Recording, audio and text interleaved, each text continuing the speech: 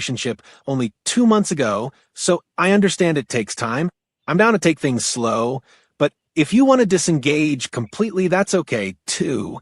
And if that's the case, I wish you all the best and hope things go very well for you. Okay. If that was all you had, I'm thinking there wasn't a problem there. My concern is that she could not come to you herself and just tell you herself that uh, she's not ready for a relationship. She had to defend her position to not be ready for a relationship by using her therapist as a scapegoat for responsibility.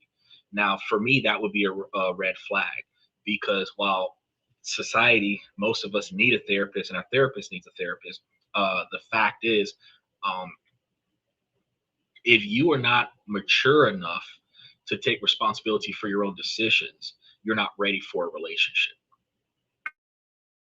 Okay.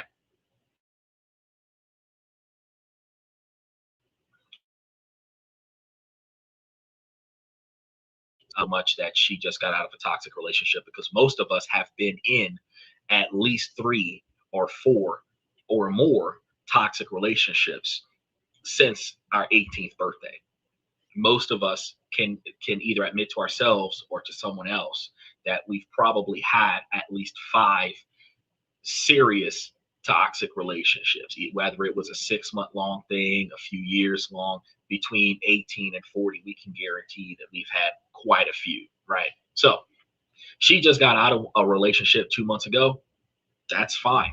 Technically, she didn't need to talk to about a therapist for you personally to understand that she shouldn't be ready to move on if she was emotionally invested in the relationship when the relationship ended.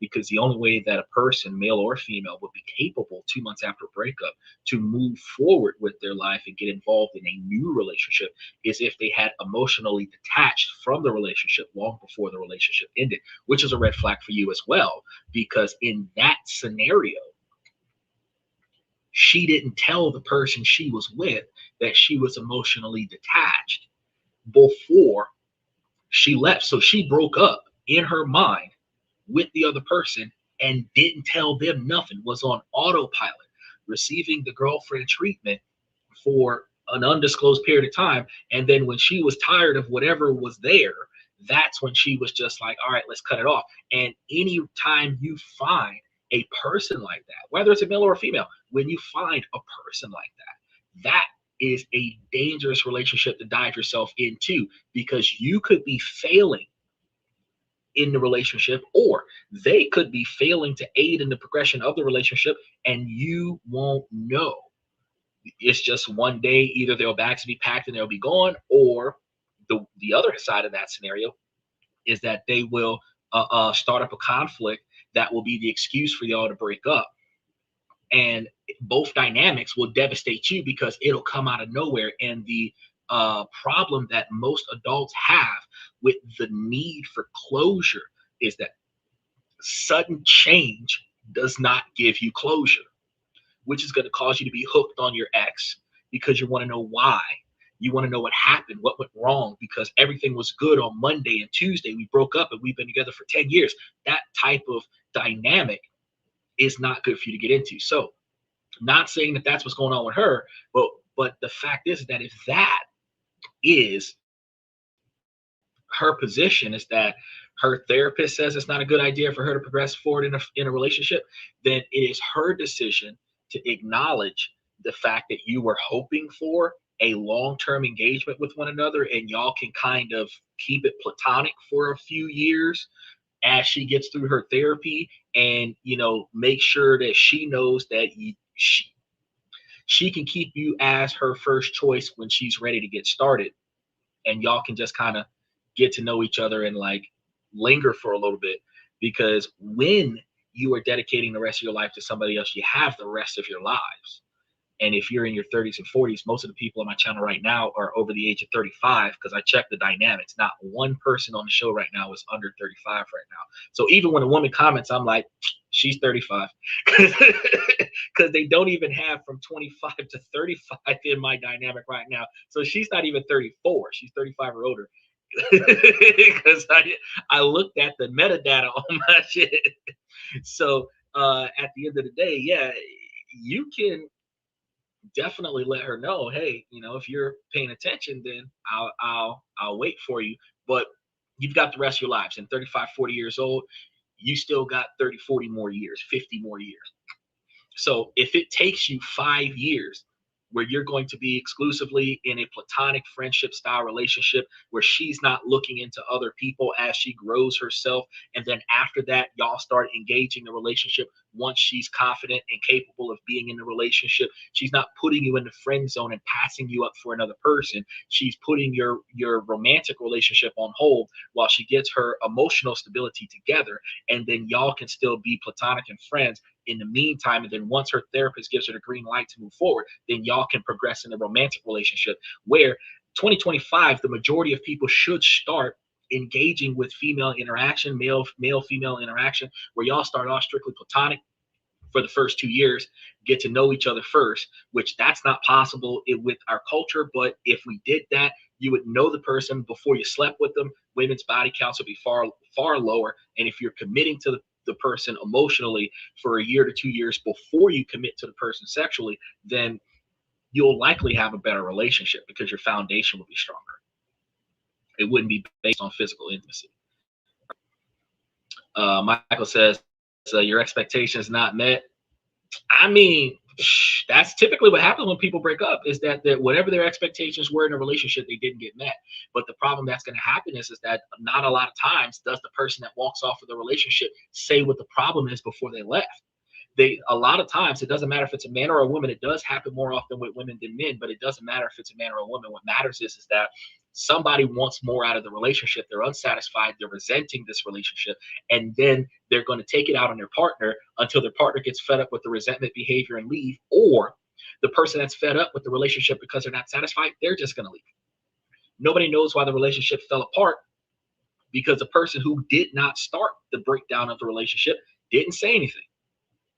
And a lot of times they don't really know why they're not happy in a relationship, because your expectations were unrealistic. So when you're looking at a realistic situation, you're like, well, shit, my partner's doing everything that they can do, but I'm still not happy. Why am I not happy? Right? I told a buddy of mine earlier today that when people get into a relationship out of convenience, the biggest problem is that when the convenience is no longer there, the relationship just dissipates. There's no warning. Sometimes there isn't even any conflict. It just ends. And when it does, there's no excuse for it. We just stop.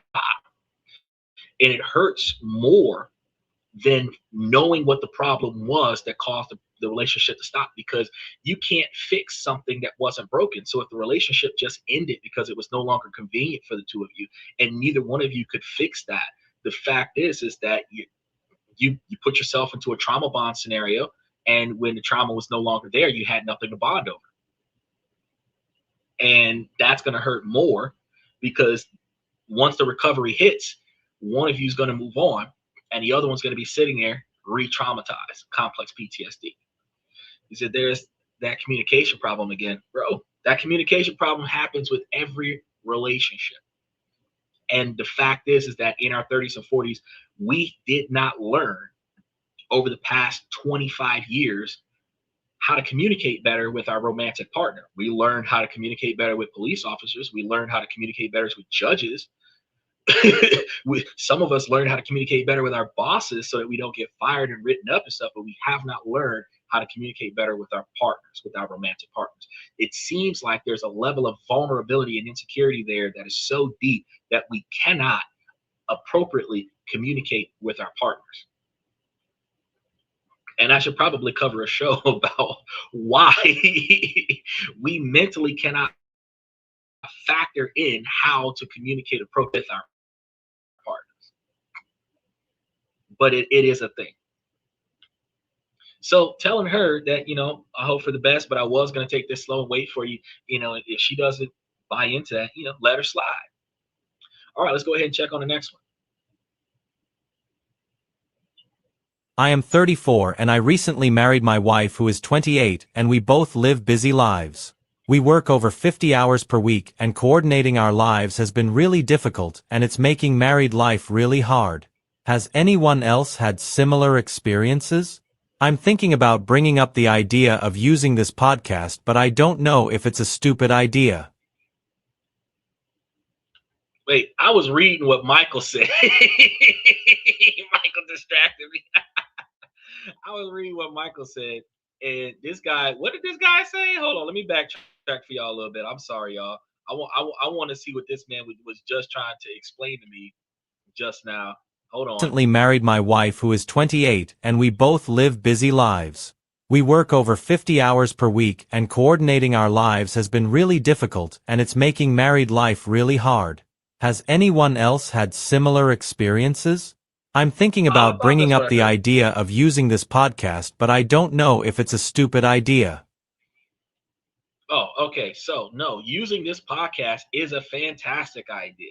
So let me go ahead and start with, I had to back up Michael. So he said, there's no saying by a famous person, there's no solution to a problem, but a trade-off. Well, the trade-off is going to be the compromise. Both of you are going to give up a little bit of what you wanted, and some of what you were hoping you were going to get, you might get. And as long as both parties are reasonably satisfied or reasonably dissatisfied, then it's a fair trade-off. But in a scenario where one person gets everything that they're looking for, the other person gets nothing that they're looking for, it's not a fair trade-off.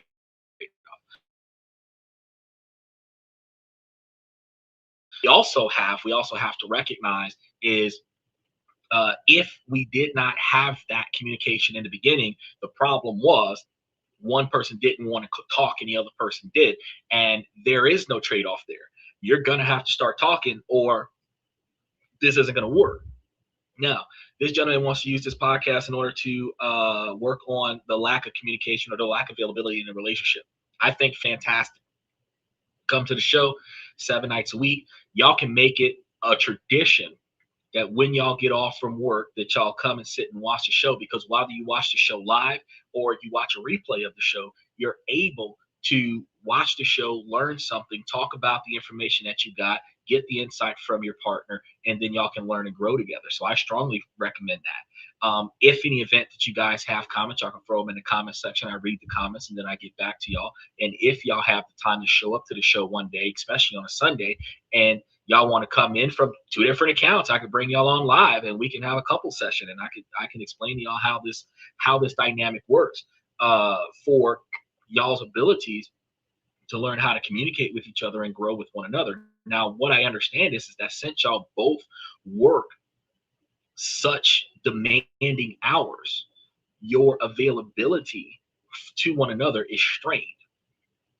The way that you improve that is for you, yeah, Michael, group therapy. Hell yeah, we can have group therapy live on this and that, where we talk about this, that, and everything in between. But the way that you fix this is that you guys start scheduling time for each other. You know when you're off, you know when she's off, and you know that there's at least once out of the week where y'all are both off at the same time, and y'all could have been capable of being at the house together, but instead y'all decided to book something else. Something with a friend, something with a family member, a personal hobby or trade or something to that effect, but your relationship is strained because y'all don't have time for one another. So since a lot of times you can't change your schedule, especially you guys got fixed schedules where you can work when your partner's working, if you can make sure that one of your days off is on the same day that your partner is off, y'all can spend one day together every week. That's a start. Y'all wake up together, have breakfast together, y'all can cook together. So this isn't a situation where ladies are going to be like, oh, misogynistic. No, y'all can get in the kitchen and y'all can cook together. One of y'all can make the eggs, the other one can make the bacon and the toast, and y'all can do some pancakes. Y'all can sit there and have breakfast together. Y'all can go and you know get some exercise, get you some sun, take the dog out for a walk or whatever, come back. Y'all can have lunch together. Y'all can pre-prep help each other cook. Y'all can take turns, one wash, one dry, put the dishes away. Y'all can really spend the whole day with one another, where you've given each other 12 hours of your week, instead of having the capability of stretching 12 hours across 7 days, where you're only looking at one another for 30 minutes to an hour every day for 7 days. You know what I mean? And y'all could plan something. Y'all can plan something, but just hanging out at the house doing nothing, because when you work all day, you're tired. You really want to rest. So the effort that you put into being in the same place at the same time with your partner, talking the whole day, y'all can really catch up. Even if y'all are talking about how your jobs are shitty, whatever, that would benefit you. And that's a start. Now, when I told you guys last week about being able to invest a lot of your money into building this large portfolio, in building that large portfolio, the income coming in from that large portfolio can do two things. Because not only does it build for your retirement, where you can quit your job eventually, it does give you the ability to utilize the portfolio as a second income or a third income. And then you can utilize that to say, well, instead of us working full-time hours where we're doing 50, 60 hours a week, we can dial it back and do 35 hours or 40 hours a week and have 2 full days off on the same days, where we can spend time together. See what I'm saying? So there are ways where investing for your future financially improves your relationship, because instead of you having to do 65 hours a week, where you're doing 10 hours a day, 6 hours a week, or 6 days a week, where you don't have time for your partner, you find yourself in a position where you can dial that back and get a day or two extra off. If you have to work those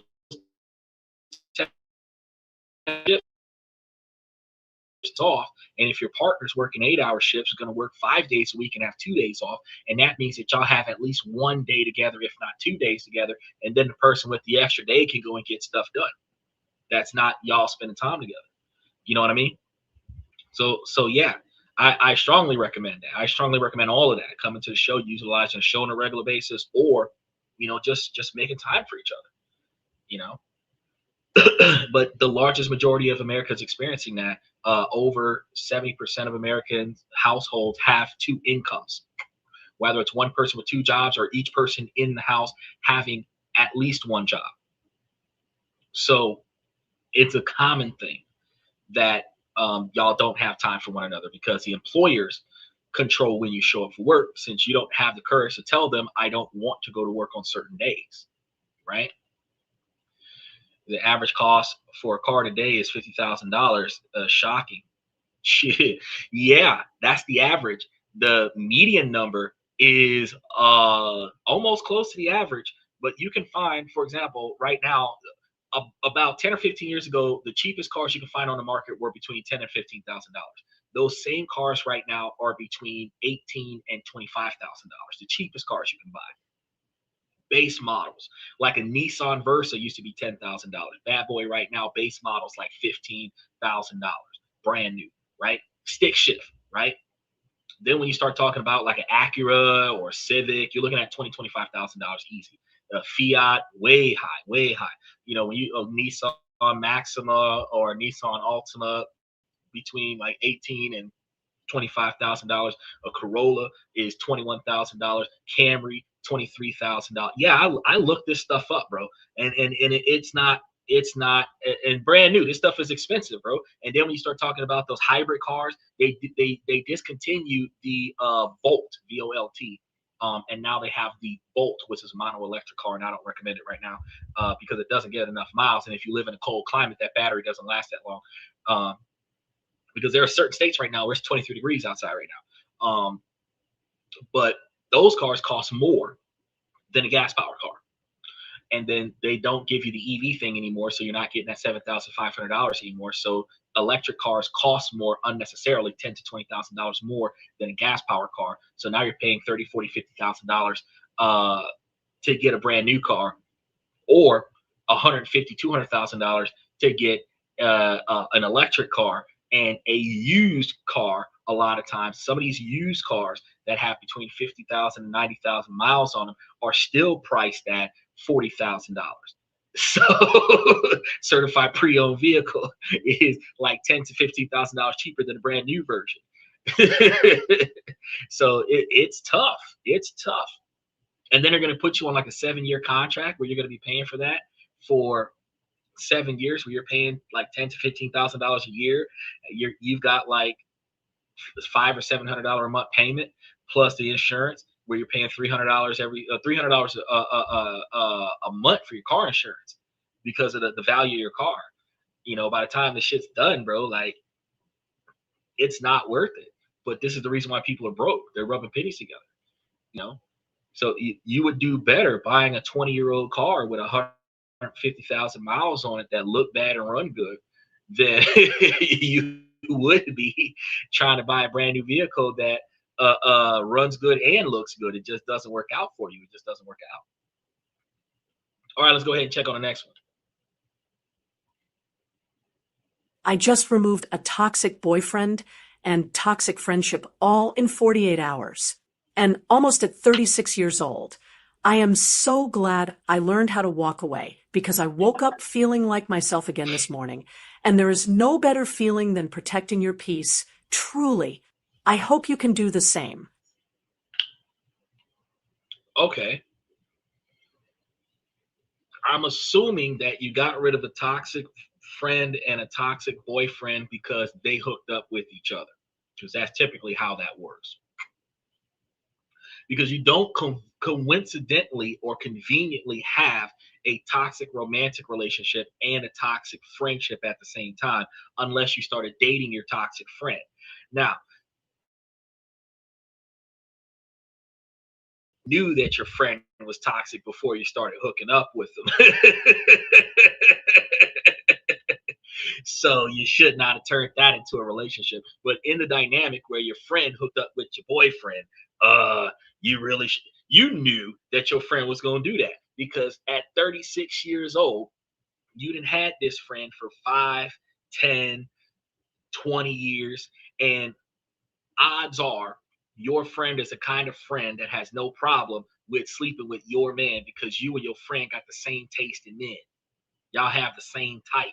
So just because you got him before she got him don't mean that she can't clean off what you got dirty. So at the end of the day, you know, you knew that don't bring your man around your friends rule was very important in your friendship group. And you still allowed your man to get extra friendly with your friend. Now, not justifying the man's behavior. All men know that you're not supposed to get too close to the girl's friends. The same way you're not supposed to get close to your homeboy's girl. You're supposed to treat your homeboy's girl like you treat your annoying baby sister. Dismiss her, but don't let her get hurt. That's how you're supposed to behave with these females. And with your girl's best friend, you're supposed to treat her the same way. You dismiss her, but you don't let her get hurt, right? You're supposed to behave like the protagonist in a Japanese anime. You're the only dude on the cast, and all these girls are throwing themselves on you, and you are dodging them like they got rabies. That's how you're supposed to be behaving around these girls' friends. But that's not how guys do it, especially the young boys. They figure, I wonder if I can hit it. She's just as cute as my girl. And then they're going to test it, and then they'll succeed. And then either your girlfriend will find out because y'all was careless about it, or the girl you slept with will brag about it to your girl because her sole design was to break up your relationship. Because they do have toxic people out there who are truly going to do whatever it takes to ruin your happiness. They're supposed to be your friend, but they don't want you to be happier than them. So they're going to prove that your man is a dog by sleeping with your man so that they can say, see, I told you so.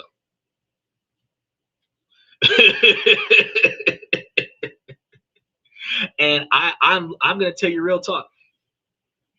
That show Cheaters, it does not test the men; it just follows them. But there's that other show where they put the man in a room and they test him to see if he'll take the bait. And if he takes the bait, then the girl will blow up on him. But if he don't take the bait, then the girl is crying and apologizing and all of that. Never test men for any reason. Don't test their temper.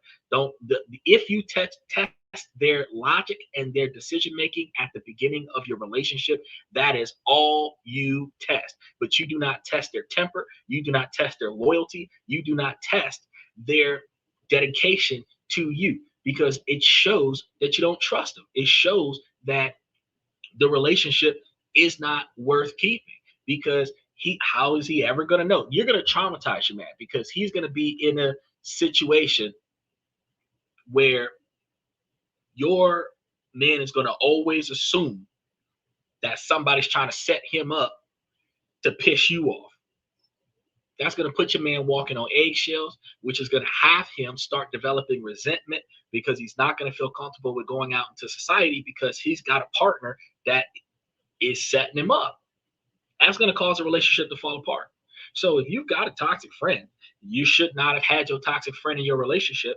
And if you didn't trust your man, you should not have had your man that close to the people you call friends that you value. That's not going to work for you. All right, let's go ahead and test the next one. How do friends with benefits even happen? I genuinely don't get how two people just fall into something casual, when every girl I talk to makes a point of asking about my intentions and what I'd want if things got serious, sometimes even before we've gone out. Okay, so usually what happens is with friends with benefits is that one of the two people will want a romantic relationship and the other person doesn't. Now, the person that doesn't want a romantic relationship still gets horny. So they may allow no feelings attached. I can confide in you, I can trust you, because we spend a lot of time together. So it's like a safety net sex partner, right? In the mindset of people who perform this, it's better for me to sleep with somebody I know than to sleep with somebody I don't know. And when a guy is in the friend zone, he ain't sleeping with chicks all over the place because the girl he wants doesn't want him. So when she says, okay, friends with benefits, she know he ain't sleeping with nobody else. But you know what the funny thing is with friends with benefits is that even though it's an open relationship, it's not an open relationship. One of y'all is allowed to go and hook up with other people and nobody's going to say anything because that person doesn't want the other person. The one that gets up and goes to find somebody new, you're going to find resentment and retaliation coming out of that, because it's not exclusive, but you're not supposed to be hooking up with anybody else. And you'll come to find yourself in a situationship. But see, the problem is friends with benefits, at least with men, there's an emotional attachment there. So while y'all are quote unquote friends with benefits, he cannot find a person who will be the woman that he deserves, because he is emotionally attached to you, which other women can sense, and he is physically attached to you, which other women can also sense. And he's acting weird right now because you are flirting with another guy, which means that other guys know that this guy is whipped, which also puts him in a conflicting scenario in society, because he is now being observed as unavailable and rejected at the same time. So now he's stuck. Friends with benefits is not a good thing. If you're not going to turn it into a long-term relationship, you should not allow yourselves to get involved in a physical relationship that is going to be a long-standing physical relationship. I know guys have the capabilities to hit it and quit it, one night stand, stuff like that, but there's no reason why you should be in a long-term physical relationship with somebody that has no labels, no structure, no nothing. Now, yeah, y'all want to have an open relationship where y'all are admittedly a couple that allows to sleep with other people, then do that. But you know, we've already talked about this when we covered the polygamy show a couple months back. You're going to have to communicate about how you feel different because your partner's smashing more people than you are. And no matter who's doing it, if you're the person who's not getting laid by a bunch of other people, but your partner's getting laid by a bunch of other people, you're going to feel some kind of way about that.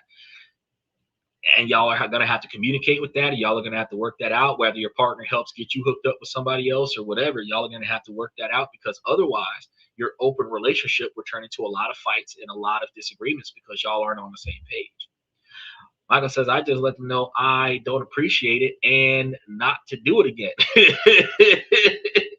When it comes down to your partner, when it comes down to the other person putting you into a romantic relationship, a physical relationship with no strings attached, you got to do more than just tell them that you don't appreciate it. You're going to have to put them in a position and say, look, we're either going to do something with this or we're not. That's it. Because one thing a man can't do, no matter how strong they are, is turn their feelings off. The woman can't do it neither. They can detach their feelings from their physical actions. But what you can't do is when the feelings develop is you can't just turn them off. And the first person to catch feelings or fall in love or grow an emotional bond with the other person is going to be the first person that's going to resent the open relationship. So it's just not acceptable. And you can't control that. One person's going to do it before the other. You can't control that. The only thing you can do is when it does happen is renegotiate the terms of the relationship. Mike says, I lived in an apartment with an apartment complex and hung a calendar on my door. These dates are open for sex. I had no problems. Well, Michael, that's because you're 71 years old, bro. Swingers mentality. There's a whole culture about that right alongside nudist camps where all you old people go places and y'all don't have, because you're 71. What kind of long-term relationship can you have? You could be dead tomorrow. So smash like you're 20, no strings attached, and whatever woman shows up, shows up. It is what it is. Again, because you're coming from a dynamic where you're not in a relationship. This is just a show up, get laid, and get lost scenario. It's not a lingering situation where you're 20, 30, 40 years old. You're going to spend the next 20 years not in a relationship with the person you're having sex with kind of scenario. That's a completely different dynamic, you know. So while you can put that calendar on your door and, you know, let them come as they please, that calendar could be empty for months and you're not going to care, because at the end of the day, the person that you want is not there ignoring your feelings. That's where the problem comes in at. The person that you want for you to matter to, you don't matter to, and that is the issue. When you fall back into that scenario again, Michael, that's when you're going to be like, oh yeah, that sucks. That sucks. And probably 30, 40 years ago, you had that feeling. You suppressed it. I lived through the 70s and 80s.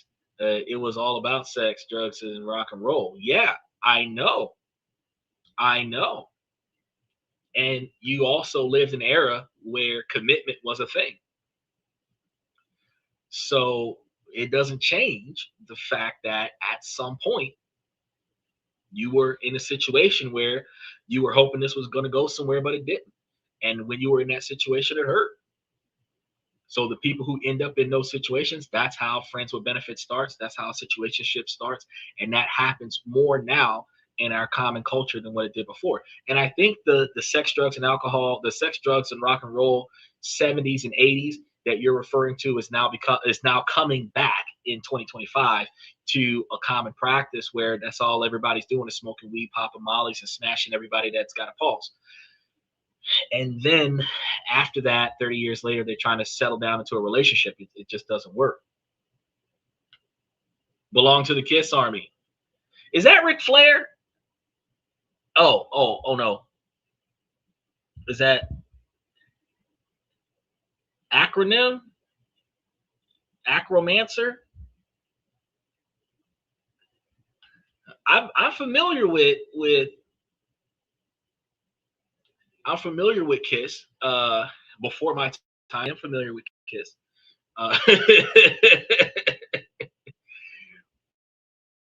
But I also understand that at the same time that even you have experienced a scenario where you thought that it was going to go somewhere, but it didn't. So, you know, yeah, everything you talk about, been there and done that, and still stepping on my pee. Now, I have a hard time believing that, Because while I understand that as women get older, they sag a little bit further, that it doesn't apply the same for guys. Is it Aaron knows?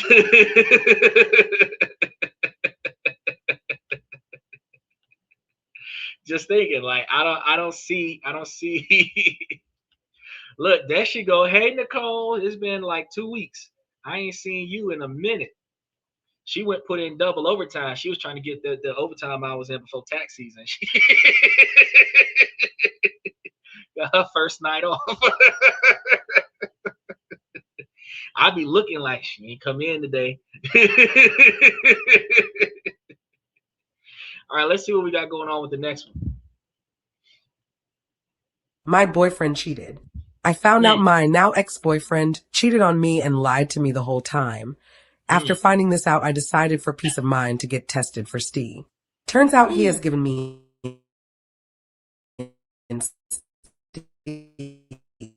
I know he has had intimate relations with. I know there are multiple other women too. I want him to be shamed, and I want women to know that he is a danger to them. But if I tell anyone, he will put the blame on me. What do I do? He doesn't have a phone. It got stolen. The way I found out was because I gave him a phone, and when I took it back, he forgot to clear it.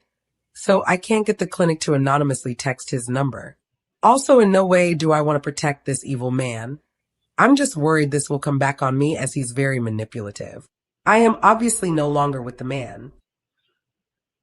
Okay. Excuse me. So Nicole, today we were doing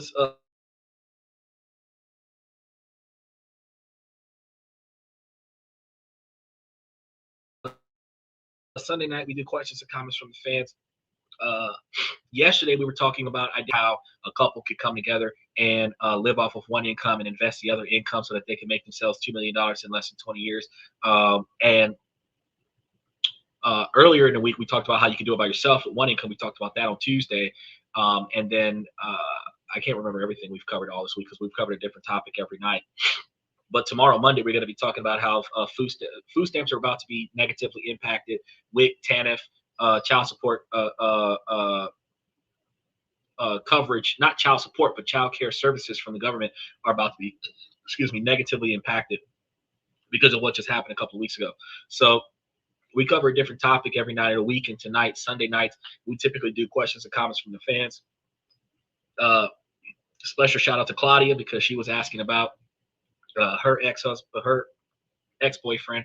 And when y'all have a random question or a comment, like you can respond to any of the comments that came out. And then we kind of have a little bit of a discussion about what just happened. And with this one, this young lady explains that she got an STD from a boyfriend. Her boyfriend cheated on her. I'm not going to go down the rabbit hole of how both parties participated in a cheating scenario, but I am going to go down a rabbit hole of recognizing that she got the STD from him and she wants to destroy him. And then she calls him evil. I personally believe that that's doing the exact same thing. So I believe that because apparently his phone is broke, he was using her phone. He didn't have to clean it out. He didn't forget. He just did. He did what he did with the phone and he gave it back. If he's got an STD, if you want to tell people that he's got an STD, you can. But if you really wanted to save society, going and telling society that he's got an STD doesn't save society. All it does is ruin his reputation, if his reputation even matters in this scenario.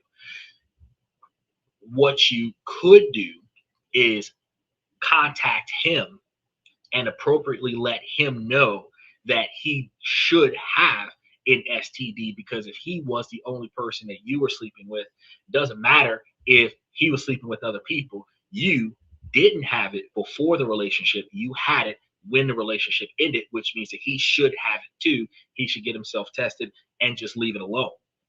Now, the hold on a second. We've got individuals that jump up here about the list. I just throw those guys out. Snowman, everything vibrates. So here's the thing. If you're hurting behind your ex, the solution is not to destroy your ex. The solution is not to put all of your energy into making sure that he suffers. The solution is not to beat your boyfriend down or destroy his car or whatever the case may be. The key is to improve yourself. So your goal is to remove this negativity from your life, and then if you have to, get you some therapy, and then work on fixing your emotional stability before you move into a new relationship. That would be the best way to go. Okay, bringing yourself to the dynamic of putting all your energy, because anger and frustration is exhausting. It drains a lot of your life. Okay, you will find yourself exhausted every day because you're pissed off about this guy, and he feels nothing. Okay, exactly. Easiest way is to walk out of it. The mentality of the woman that wants to destroy her ex is the mentality of a person who is not satisfied with just letting go. That is the mentality of a person that is determined to do more, to tear you down even further, to make sure that you have absolutely no value and no happiness left for the rest of your future. And that is not healthy. Plain and simple. It's not healthy. You should redirect that energy into kickboxing, take up a trait, learn a new skill. Exactly. Don't chase his problem, because she's trying her hardest. It's like, look, Chris Brown caught STDs. He was smashing so many women. The Usher, Genuine, guys get it a lot of the times. And the difference between guys and girls with a lot of STDs, women are incubators. So when a woman catches an STD, she's probably going to feel the symptoms a lot faster than a man. Men are usually carriers because they have it, and it is in their junk, and it is dispersed during contact, and that is it. Until it develops enough for the guy to actually know that he has he might have it for a few months before he realizes he's got it. A woman might have it for a couple of days, a couple of weeks, and then her stomach is turned inside out. So you can't destroy his reputation by, he's got an STD, because let's go off of the dynamic real quick of what if you told the world that he's got an STD. There is a large majority of Americans that have had at least 1 to 5 STDs over the past 40 years. Okay. And out of that majority of Americans, they don't talk about the number of STDs that they've gotten in their lifetime. They just know that they have taken penicillin for 2 to 3 weeks, and they got rid of that STD. And now they get tested on a regular basis to know that they're currently STD free. So they do not talk to their current romantic partner about the STD that they got 30 years ago. They know right now today that they don't have an STD because they've been tested within the last 6 months. Ignoring false positives and false negatives, right? But Michael says, it's his problem. Leave the problem with him. Many fishes in the sea. Right. So since she knows she got an STD, she should be on vacation. She shouldn't be on the host roll, because she don't want to spread that shit around. Her best bet is to just let this subside, let the sick clear up, go back to the doctor, get tested 2-3 times, be sure that you're clean before you start getting into a physical altercation with another person. And the reason why that is the best bet for you is because if, knowing that you just got this STD and you're taking medication for it, you end up in a romantic relationship with somebody else, you could give it to them, and the worst thing in the world is they'll give it back to you. So now you're back at the doctor again, and your doctor looking at you funny because you back again. The carrier of the same thing you got approved of a few months ago. Now, the other thing you can do, though, is your local um your local STD test place.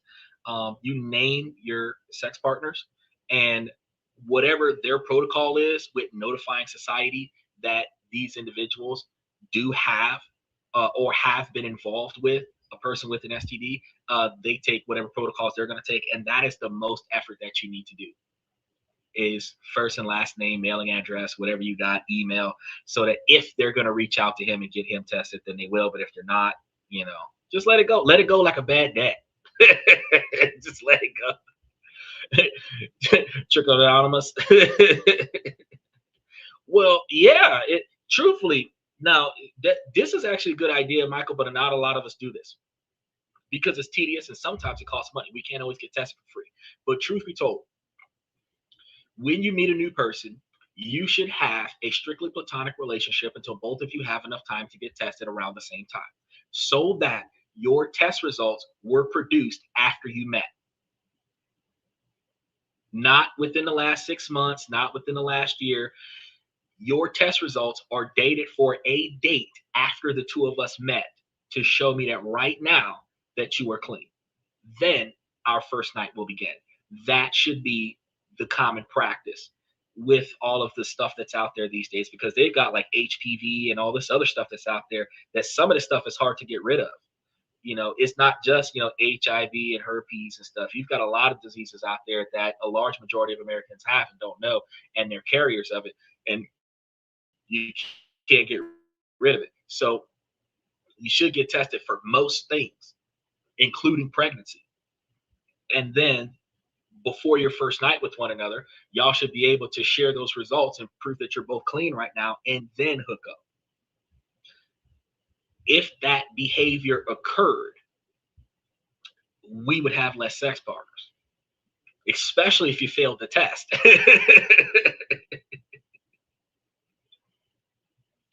So before you can accuse him, get yourself tested. That's right.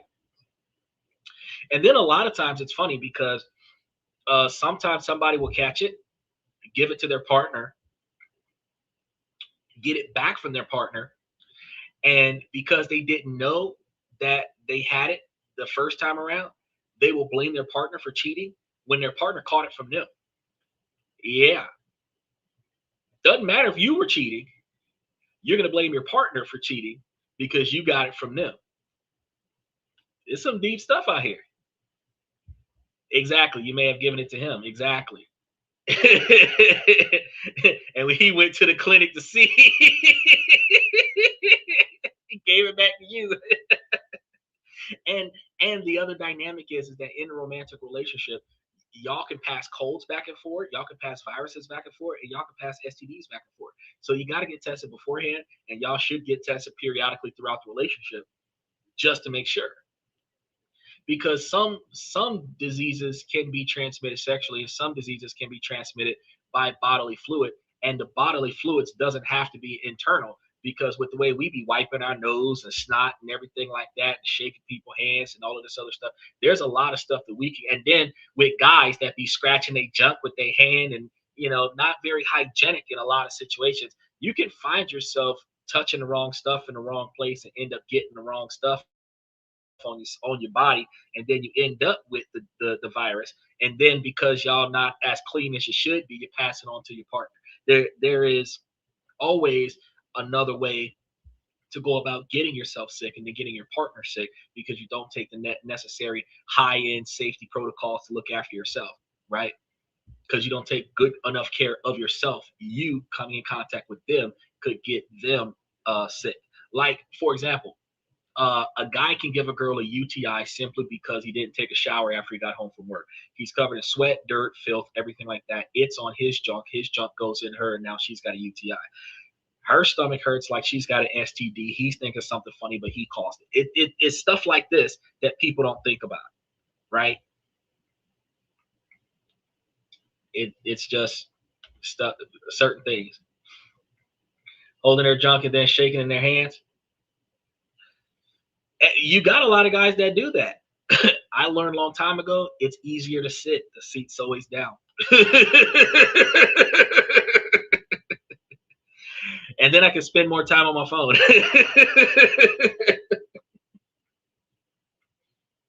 But yeah, holding your junk and then shaking somebody else's hands. So the problem there is that because some other guy could have this on his hands from touching his junk, and then he shakes your hand, and now you've got the virus on your hand, and then you rubbing your hands on your junk. You could end up in situations where you're not supposed to have it, but you got it.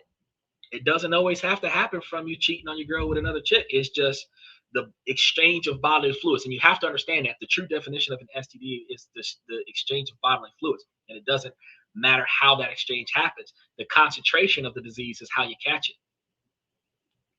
She said,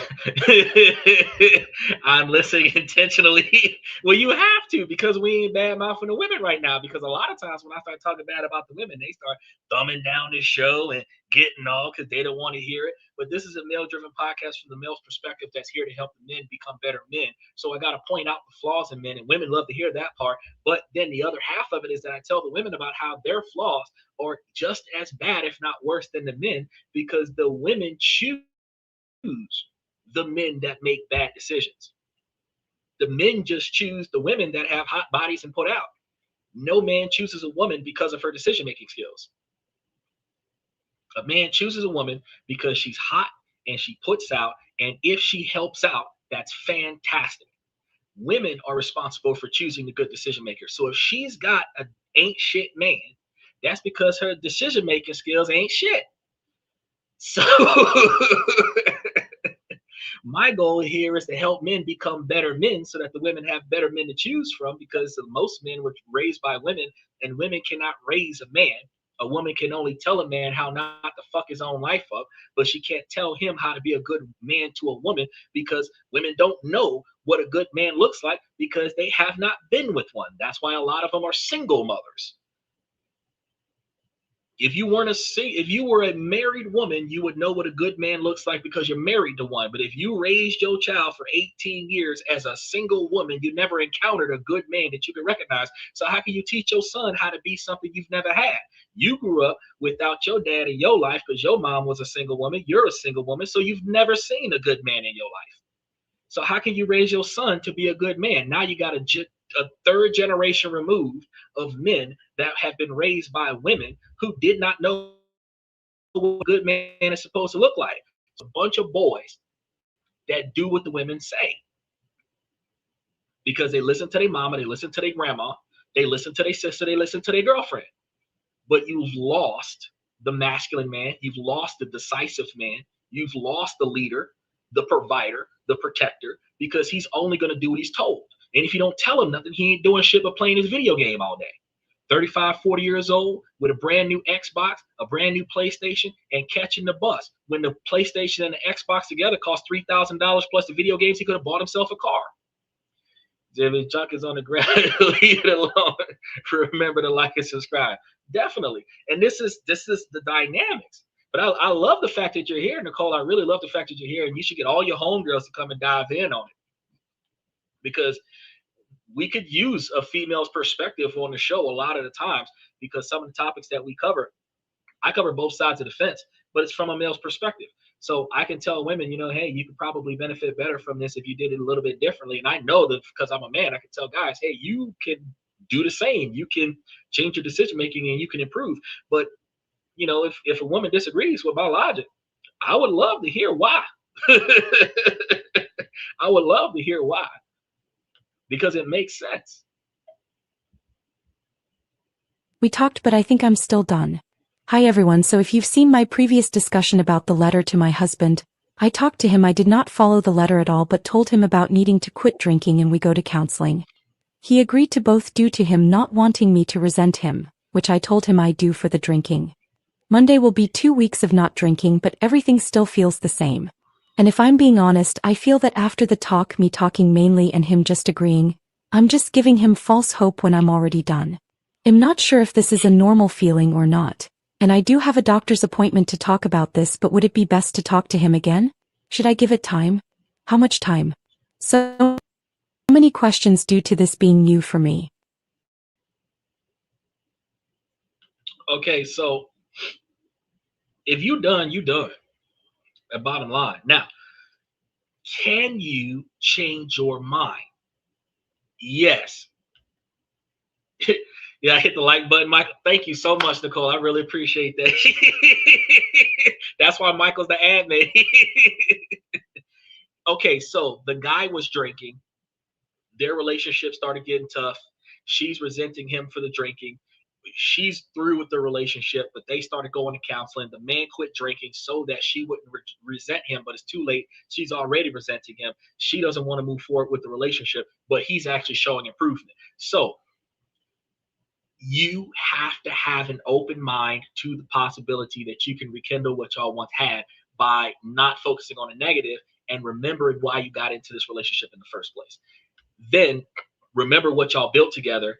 Then you want to put forth effort to get back to that. He didn't cheat on you. He has an addiction, alcoholism, which can be self-medicated from intense stress. Most low-income families have the situation where the man is not enough and he knows it. And he will drink alcohol, he will smoke cigarettes, he will smoke weed, he will do what he has to do to distract himself from the fact that he knows himself that he is a failure in his own eyes. Okay?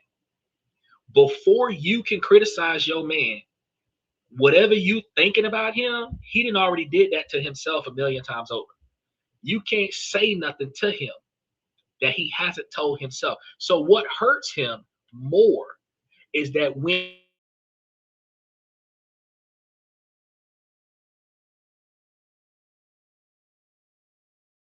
to be his rock, you were supposed to encourage him, and you didn't.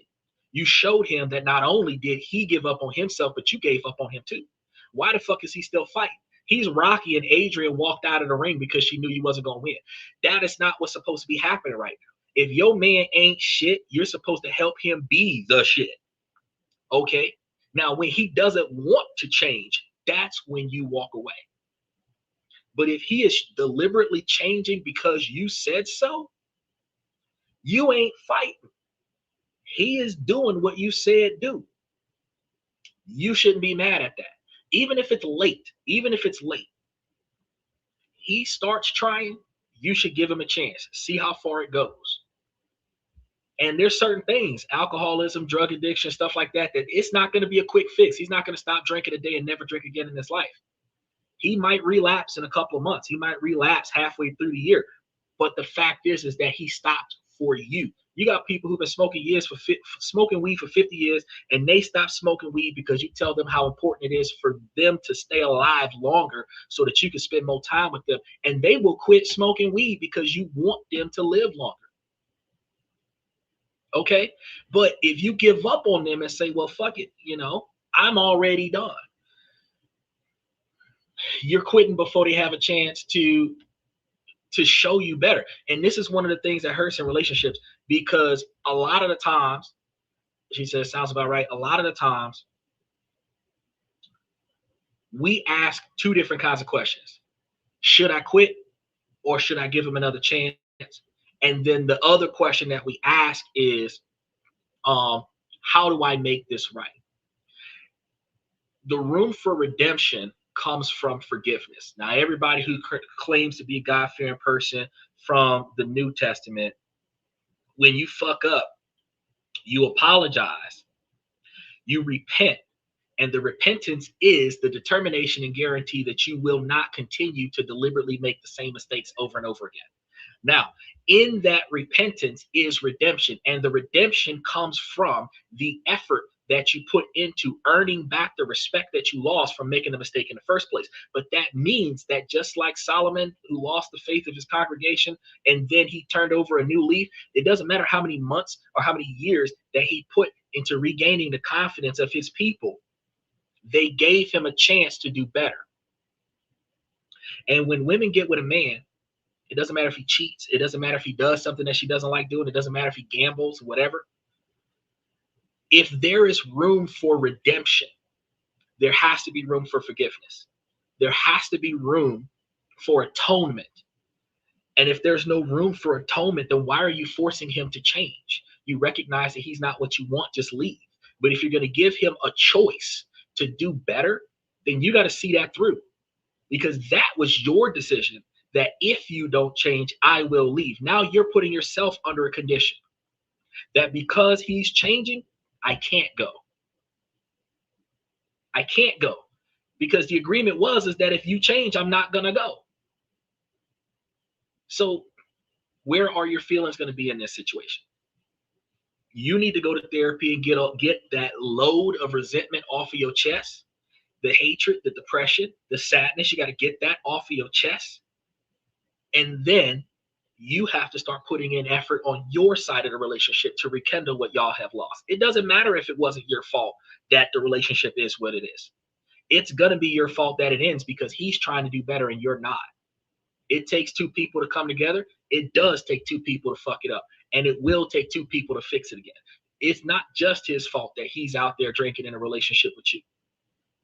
He did it. He's responsible for it. He might have 70% liability in it, but you've got 30% liability in it too. And some people are going to say, well, how? How do I have liability in his choices? Well, first and foremost, if he was drinking when you met him, you got him that way. And after so many months, so many years of y'all being together, you decided to change him. If you didn't want a man to drink as much as he drank, you shouldn't have started dating him. If he wasn't drinking like this when you first met him, something changed in him that made him start drinking. And you did nothing about it. You didn't try to figure it out. You didn't try to help him. You didn't try to go in on that. You let it get to the point where you couldn't tolerate the quantity anymore. Then you complained about it. And then after you complained about it, then he changed because he finally realized that he was fucking up his life with his choice to mitigate the pain. So now he's trying to do something different. That is the 30% of liability where the wife could have done better. Michael says, my wife is driving me crazy. She at the bars all night. Why is she doing that? She's looking for me.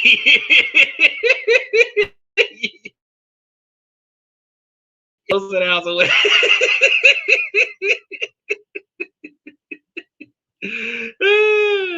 Yeah. I'm not going to a bar. First of all, that's a waste of money, Michael. Why the fuck am I going to the bar? I should have an open bar at my house and my wife is making my drinks. She should be able to tell me when I'm cut off. I shouldn't have to spend $10 a glass at the bar to get drinks. Well, my wife should be able to do it at $50 a bottle. And be able to tell me 2 drink maximum, sir. That's why I believe in friends first, then lovers. It's hard to do friends first, then lovers these days, because the fact is that women have historically put men in the friend zone as a consolation prize to rejecting men. So men are not comfortable with being in the friend zone, and I discourage men from being in the friend zone with the woman that they have romantic intentions for.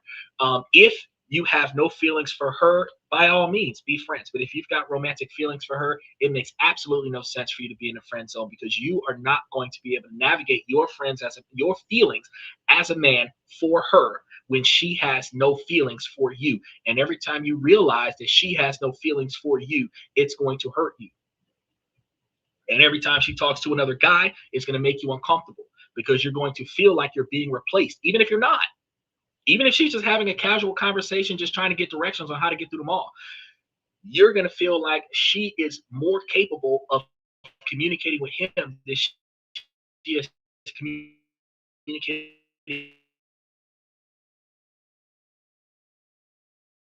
Look, it is common practice that if this person is going to be your priority, as friends, you need to make sure that he knows that he is the priority, that he is the first person on your list of dates when dates start.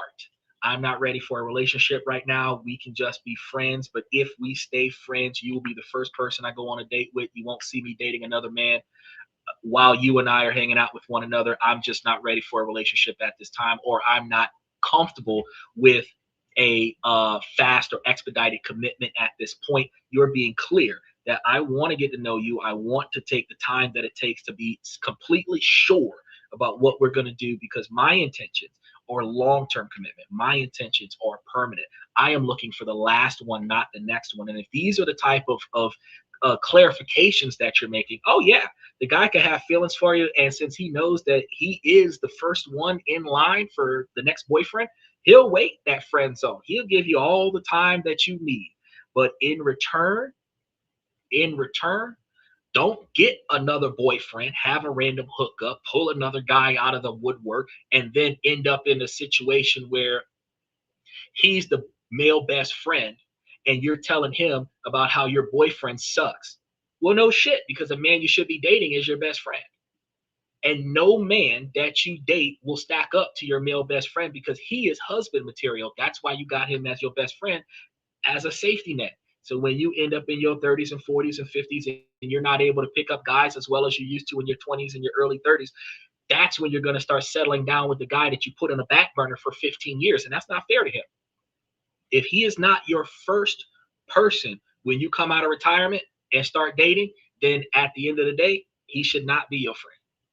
You should stay single and not looking at the exact same time. But when you have a male best friend, that male best friend is your very next suitor, because he ain't your childhood friend. Okay? And a lot of women aren't going to agree with that. But tell me a dynamic where a woman was a female friend to a dude, she wasn't ugly, and he wasn't smashing.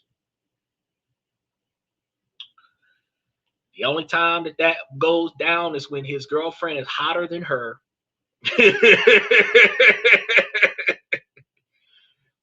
Michael says, question for Nicole. On the first date, who pays? That's funny. That's a good question. That comes down to those questions where you ask the women, what do they bring to the table? But I done already told them what they should be bringing to the table. They're just not doing that yet. She says, traditionally, the guys pay, but this is new times, and I feel we should pay for our own food. That way, nobody feels obligated. Majority of women are willing to go 50%, but they're not willing to go 100%. And I have an objection to that because the women are the ones that need to be investing in the man more than the man is investing in the woman. And the women are going to disagree with this, but let me explain to you why. The man is going to get your effort.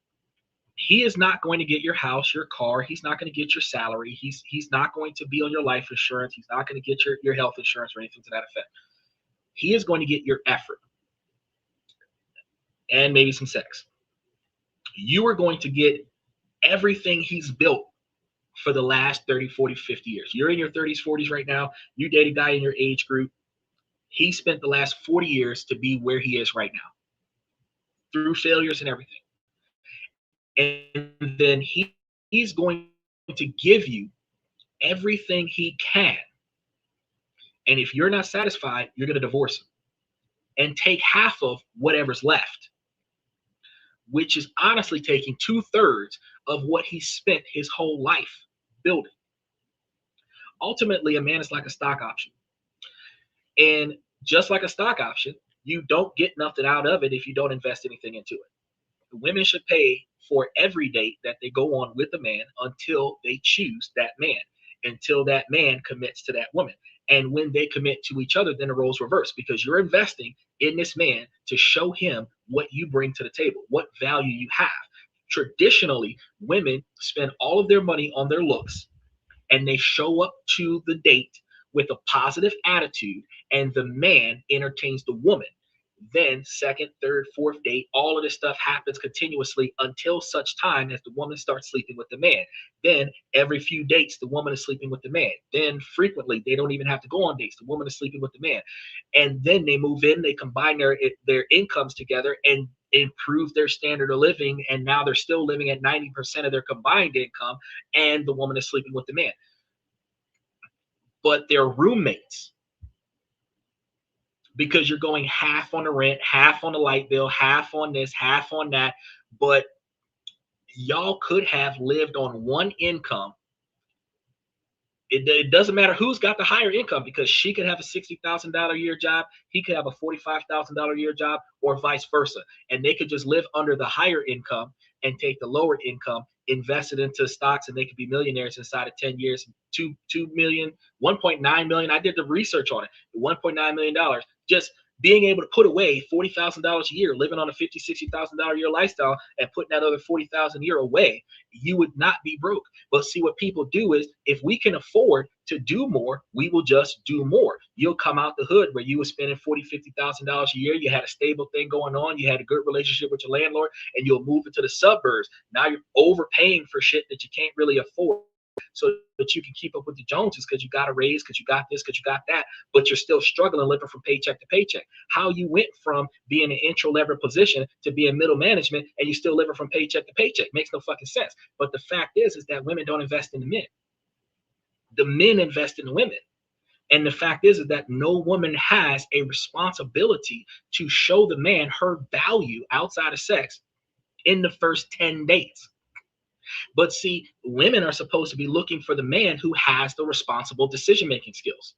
She's supposed to be looking for a man that has logic and reason. She's supposed to be looking for a man that would reasonably address the situation the same way, or close to the same way, if not better than the way she would address the situation. So she should be paying for the dates to see if he's going to overspend. She should be paying for the activities to see if he's going to offer to pay. She should be paying for what he said, find a guy in his 50s, in his mid 50s, early 60s. Oh yeah, because they start getting their shit together at 45. So if you find a man between 50 and 60, they're financially stable, or they're never going to make it. Oh no, foolishness does have an age limit. Foolishness has an age limit. It's just that when they reach that age limit, the recovery is harder, because men start getting their shit together in their 40s, because they're children until they're 25 or 35 years old. When their mama not paying for them no more, they still fuck it up because they had no financial guidance in their younger years, and they just start realizing how to get their shit together between 35 and 40. They start applying that between 40 and 50. Stable man. Before that, you're not going to find a financially stable man. You're going to find a wasteful man. But if women invested in their man, he said your life will be much easier that way. Yeah, it would. Foolish is true, but these guys are more stable mentally and financially, right? Because the women will show up. So he said, what is your thoughts on poly relationships? I've covered those poly relationships before. Poly relationship is the same thing as an open relationship, exclusively selecting individual extra partners into the relationship. And poly relationships are doable if there's a lot of communication. The problem with the poly relationship is that two people are going to formulate a bond stronger than the third person, and the third person is going to feel left out. And y'all are going to have to talk about time. Y'all are going to have to talk about interactions. Poly relationships in Western culture is equivalent to the multiple wives in Dubai or the multiple wives in Africa. The fact is that it doesn't matter whether or not it's a woman with like 8 guys, if the guys are okay with that, or if it's a guy with 8 girls. The fact is that all of the people have to get together and agree to work together. In a poly relationship with just 3 people, like Michael's talking about 3 people, that the poly relationship where there's just 3 people and y'all are pooling y'all incomes together, if the 3 of y'all are able to live off of 60% of your income, where the 60% of the combined income, where each one of y'all is making $50,000 a year, that's $150,000. And if y'all are able to live off of 75,000 of that, there's a side relationship. Financially, it's more doable. Emotionally, it's a struggle, and it's going to require a lot of communication. It's going to require a lot more transparency, and it's the type of transparency that women don't always provide in a monogamous relationship, that is non-judgmental, non-resentment, non-retaliatory transparency, where a man can tell you anything about anything, and all you're going to do, if anything, is help him to his comfort level, fix whatever his concerns are, not complain about it, not bitch at him, not devalue him, not shame him, not mock him, accept it and help him work through it, where he is happy, not where you are happy. And in these polygamous relationships, it is going to be hard to do, but it is something that can be done. And it is becoming more and more popular in the 2025 era. She asks, is Michael's in a relationship? Michael's got an open relationship. He got a calendar on his door where women just put the date that they're going to come back over and he's going to smash. Michael got no chill. Michael's got no chill. He's ready. He ready. 71 years old. He ready. He's ready. He is looking forward to dying with a smile on his face. He is ready. 2 blue pills and a aneurysm. He is ready. So she's saying, so that's a poly relationship. A poly relationship is going to be more than 2. 3 is kind of okay for a poly, but it's more than 2. That's a poly relationship. It's not lawfully supported. Only 2 people can get married out of the 3. And the third person is just extra. The poly thing is not going to work with international travel, so you can't go over and get 2 partners from a different country and fly them both over under a marriage visa or something like that. So there's a lot of struggle with the poly thing. But if inside of your city, inside of your state, you have a poly relationship, or if you go to another country and you establish a poly relationship and you stay in that country with that poly relationship, then you can establish a poly relationship, and it is financially doable if everybody cooperates with one another. But I strongly encourage women to get into poly relationships with men, specifically because y'all don't like men. Like there's no chill. Look, take it like this. Look. So there is at least 1 to 2 weeks out the month that you don't want to be dealing with a man. Week number 1 is when you're on your cycle, and usually week number 2 is right before it happens, when you start feeling bad, stomach cramp and everything like that. Your face starts breaking out with acne and stuff. You got to wear more makeup, stuff like that. During them 2 weeks, you don't really want to deal with a man. Honest to God, if you tagged in another female, she could do for him what you don't feel like doing. So as long as y'all cycle don't sync, you got him on the first 2 weeks of the month, she got him on the last 2 weeks of the month.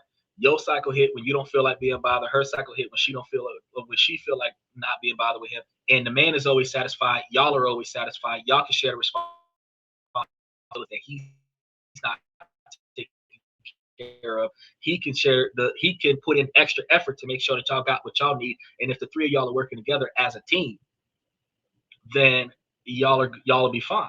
But you'd have to have schedules, because, like, for example, if one person likes to sleep on their left on a regular basis and you end up cuddling with one person all the time, the other person that never gets cuddled is going to feel neglected. So you might have to rotate out sleeping arrangements. There's a lot of stuff that's involved with that.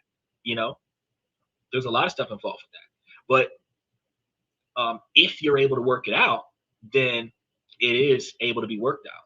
Well, hold on. Let me see. Michael said, I just tell them what I want and it's much easier. Well, if they listen, it's easier. But when women get 35 years old, 40 years old, and they believe that because they know what they want, a man is supposed to accept them for who they are. And the problem is that when women have been mistreated in relationships by men, they develop this resentful shield of refusing to give a shit about what a man needs and what a man wants. So while she knows what she wants and she knows what she needs, she does not know what he wants, and she does not know what he needs, and she doesn't care. She wants him to accept her for who she is, and she will give him what she thinks he deserves. And it's going to be based off of her experience with other men. What she'll cook him the kind of food that other men eat, because that's what other men have told her that they wanted. She will do the stuff that she's done for other men because she's learned that type of behavior with other men. But to find out what the new man wants and what the new man needs, most women don't ask a man what he likes, what he doesn't like, what he needs, what he doesn't need. They'll test him to piss him off, but they won't find out what a man needs. And that's why men tell women what to do, which is a major reason why men want obedient women, because since you don't care enough about me to ask me what makes me happy, I'm going to proactively tell you what makes me happy. And now it is your responsibility to listen to me about what I tell you that makes me happy, and then apply that to your day-to-day operations. He said the female ego couldn't take it. Well, you say, well, what about love? When it comes to love, love is a choice. The emotional connection is going to typically come from the pheromones and endorphins that you guys are going to be giving off with one another, and the physical attraction is going to start things off, and then the effort that you put into each other is going to keep things going. So the dynamic that you're going to have there is that your love for another person, scientifically speaking, you can only be truly in love with one person at a time. You can have love for more than one person. So if you're in a poly relationship, you are going to have more love for one person than the other. And depending upon how y'all fight and argue and how much y'all resent one another throughout the relationship, you will find yourself in a situation where you're going to tolerate one person more than the other. And that's going to be one of the issues that you have to get through with communication. So he said, love comes with time. Love is going to be something that you develop. That's right. I need emotional connection. What you need is a really big dog. That's what you need. He said, you clingy. You not nearly as clingy as, believe it or not. Are you a clingy person? She says, yes, you're not as clingy as the average man. Or do you like to be alone? I'm a Gemini. I do both. Your zodiac sign has nothing to do with your poor choices in life. Okay. I know that a lot of women typically lean on astrological and solar stuff, astronomy, to identify their personality. But truth be told, you want a little bit of a lot of things, and that has nothing to do with you, the year that you were born, the month that you were born. You have a lot of wants because you grew up in an atmosphere where you were able to get more things that you wanted than most people. And sometimes you could have grown up in an atmosphere where you didn't get shit. And because you're old enough to get it for yourself, you got a lot of wants that you're trying to make up for. And being a Gemini ain't got nothing to do with that. But being clingy, having a high sense of emotional attachment, typically comes from the lack of emotional exposure throughout your life. Because you're socially distant, you stay to yourself. You don't really get out and hang out with people because they're full of that drama. You don't want that drama in your life. You work too much. You typically work too much to mask the fact that you don't have emotional connections with a lot of people. This could come from you watching chaos from the sidelines and you don't want to get involved. It doesn't necessarily have to stem from trauma in your past life, but the fact that you do not have a healthy level of emotional connections, you find yourself emotionally attached to somebody in a very strong position. And when that happens, it's good at first because women don't typically cling to men. Okay. But then it gets annoying because men have to vent the suppressed emotions and they can't vent it with you because then their masculinity starts getting challenged. Not by you specifically, Nicole, but like by women. Men were taught not to be vulnerable with women because women will lose respect for the men if the man is too sensitive too often. So when he starts getting angry and frustrated at the world and he comes back to the house, your clinginess is going to be challenged by his requirement to decant before he engages you. And each time he pushes you away when he comes in because he doesn't want you to see him pissed off at society and you blame yourself. You're going to blame yourself because he's pushing you away. And it's not your fault that he's mad. It's just that he needs a couple of hours when he gets home from work to get the pressure from work off of his chest before he comes in and gives you the love and affection that you deserve. And I know some people are going to say, well, why don't he give me the love and affection first and then, go on and do what he got to do? Because at the end of the day, you end up in a position where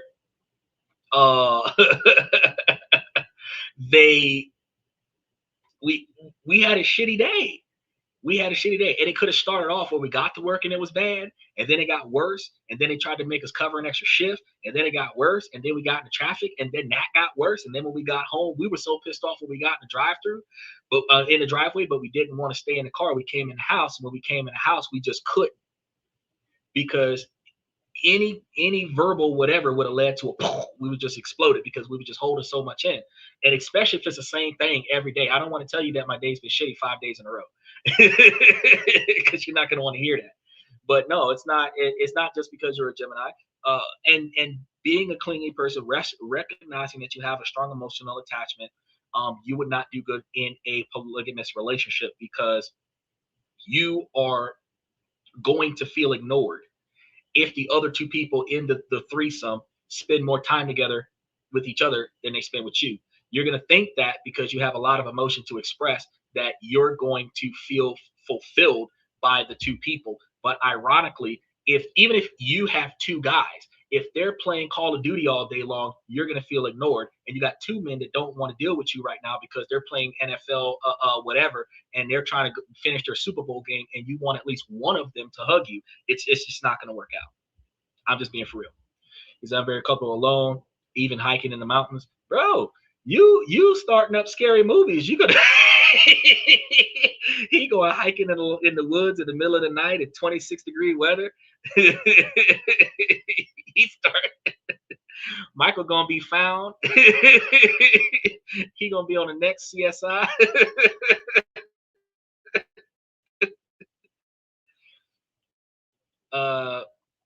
He said, or you like to make people happy all the time. A people pleaser is typically the product of emotional and psychological abuse. That trauma requires you to feel external validation from other people, and when you're a people pleaser, you tend to cling to them for that external acceptance, and you have to change the way you do things and validate yourself, even if you got to validate yourself in the mirror. Because if you put all of your effort into making somebody else happy so that they can tell you a good job, and they forget to tell you that you did a good job, you're going to resent them and resent yourself for all the effort that you put into it because you didn't get acknowledged for doing a good job. A lot of times, especially if you do a good job all the time, I appreciate you, Michael. Thank you for coming. A lot of times, if you do a good job on a regular basis, people stop validating that. People stop telling you that you're doing a good job. They just know that you're always going to come through for them. So they expect it. Men expect it. Women expect it. When men spend money out the gate, women expect men to spend money. And when a man can't spend money anymore, she gets pissed off because she expects it. He was doing a good job when he was paying. But now that he can't afford to pay or something came up, he's not doing a good job anymore because it went from being a generous gesture, and it went from being a generous gesture to being a mandatory expectation. It went from being going above and beyond the call of duty to being the foundational basis of the bar of satisfaction. And now he has to overachieve that expectation in order to be respected by the person that used to highly appreciate his efforts. This is why men don't open doors and pull out chairs for women anymore. Because if we open a door for a woman, she's going to accuse us of looking at her butt on her way in. We open a door so that you don't have to get your hands dirty. We open the door so that you don't break your shoulder in case the door gets stuck. We open the door so that you don't get hit by the door on your way in. We open the door because we respect you, we appreciate you, and we value you for existing in this moment because you did nothing to get that door open for you. We didn't open the door because your hands were full because all you were holding is your purse. We opened the door because we appreciated you as a woman for existing in that moment. But not very many women would open a door for a man. Not very many women will hold that door open for that man. Not very many women will see a man carrying a bunch of shit and take some of the shit off his hands and help him carry his shit to his car. Even if he had a wife and kids at home, she see this man struggling. She's not going to help the dude get back to the house. Get back to his car and be like, you know what? I see this other human being struggling to do too much. Even if they're doing it for somebody else, let me help them out. But at the same time, we still live in a type of society that a man doesn't have to know your name and he'll put his life on the line to save you because that's a good man. A woman is not going to put her life on the line to save a man because it's the man's job in society to protect women. A woman is not going to go the extra mile for a man that she doesn't know, that she has no feelings for. But a man does not have to know her and does not have to have feelings for her, but he's expected by society to compliment her, to do things for her, to give her stuff. The cuter she is, the more free stuff she gets. So she puts more money and more effort into her looks so that society will give her more free shit.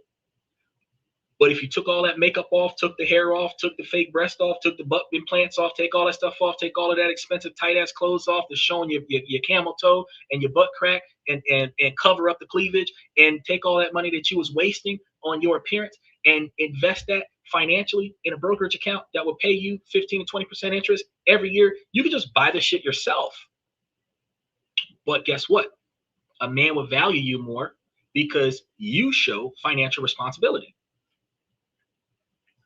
The fake hair that's going down your back don't show shit. The eyelashes don't show nothing. The long ass fingernails show financial irresponsibility because you spent $200 every 2 weeks for the nails. That shows financial irresponsibility. So when a man looks at that and women like, oh, well, you know, I look cute. You look like the kind that a man would sleep with, which is, but you're not looking like the kind of woman that a man can start a future with, because you're showing financial irresponsibility in your first encounter. If I'm a $50,000 a year man and I want to be $1 million before I'm 60, I want a woman that is not going to spend every extra dollar that I get. Women want a man that pays for her upkeep. It's his job. It's his responsibility. Men spend 41% of their income on his girl.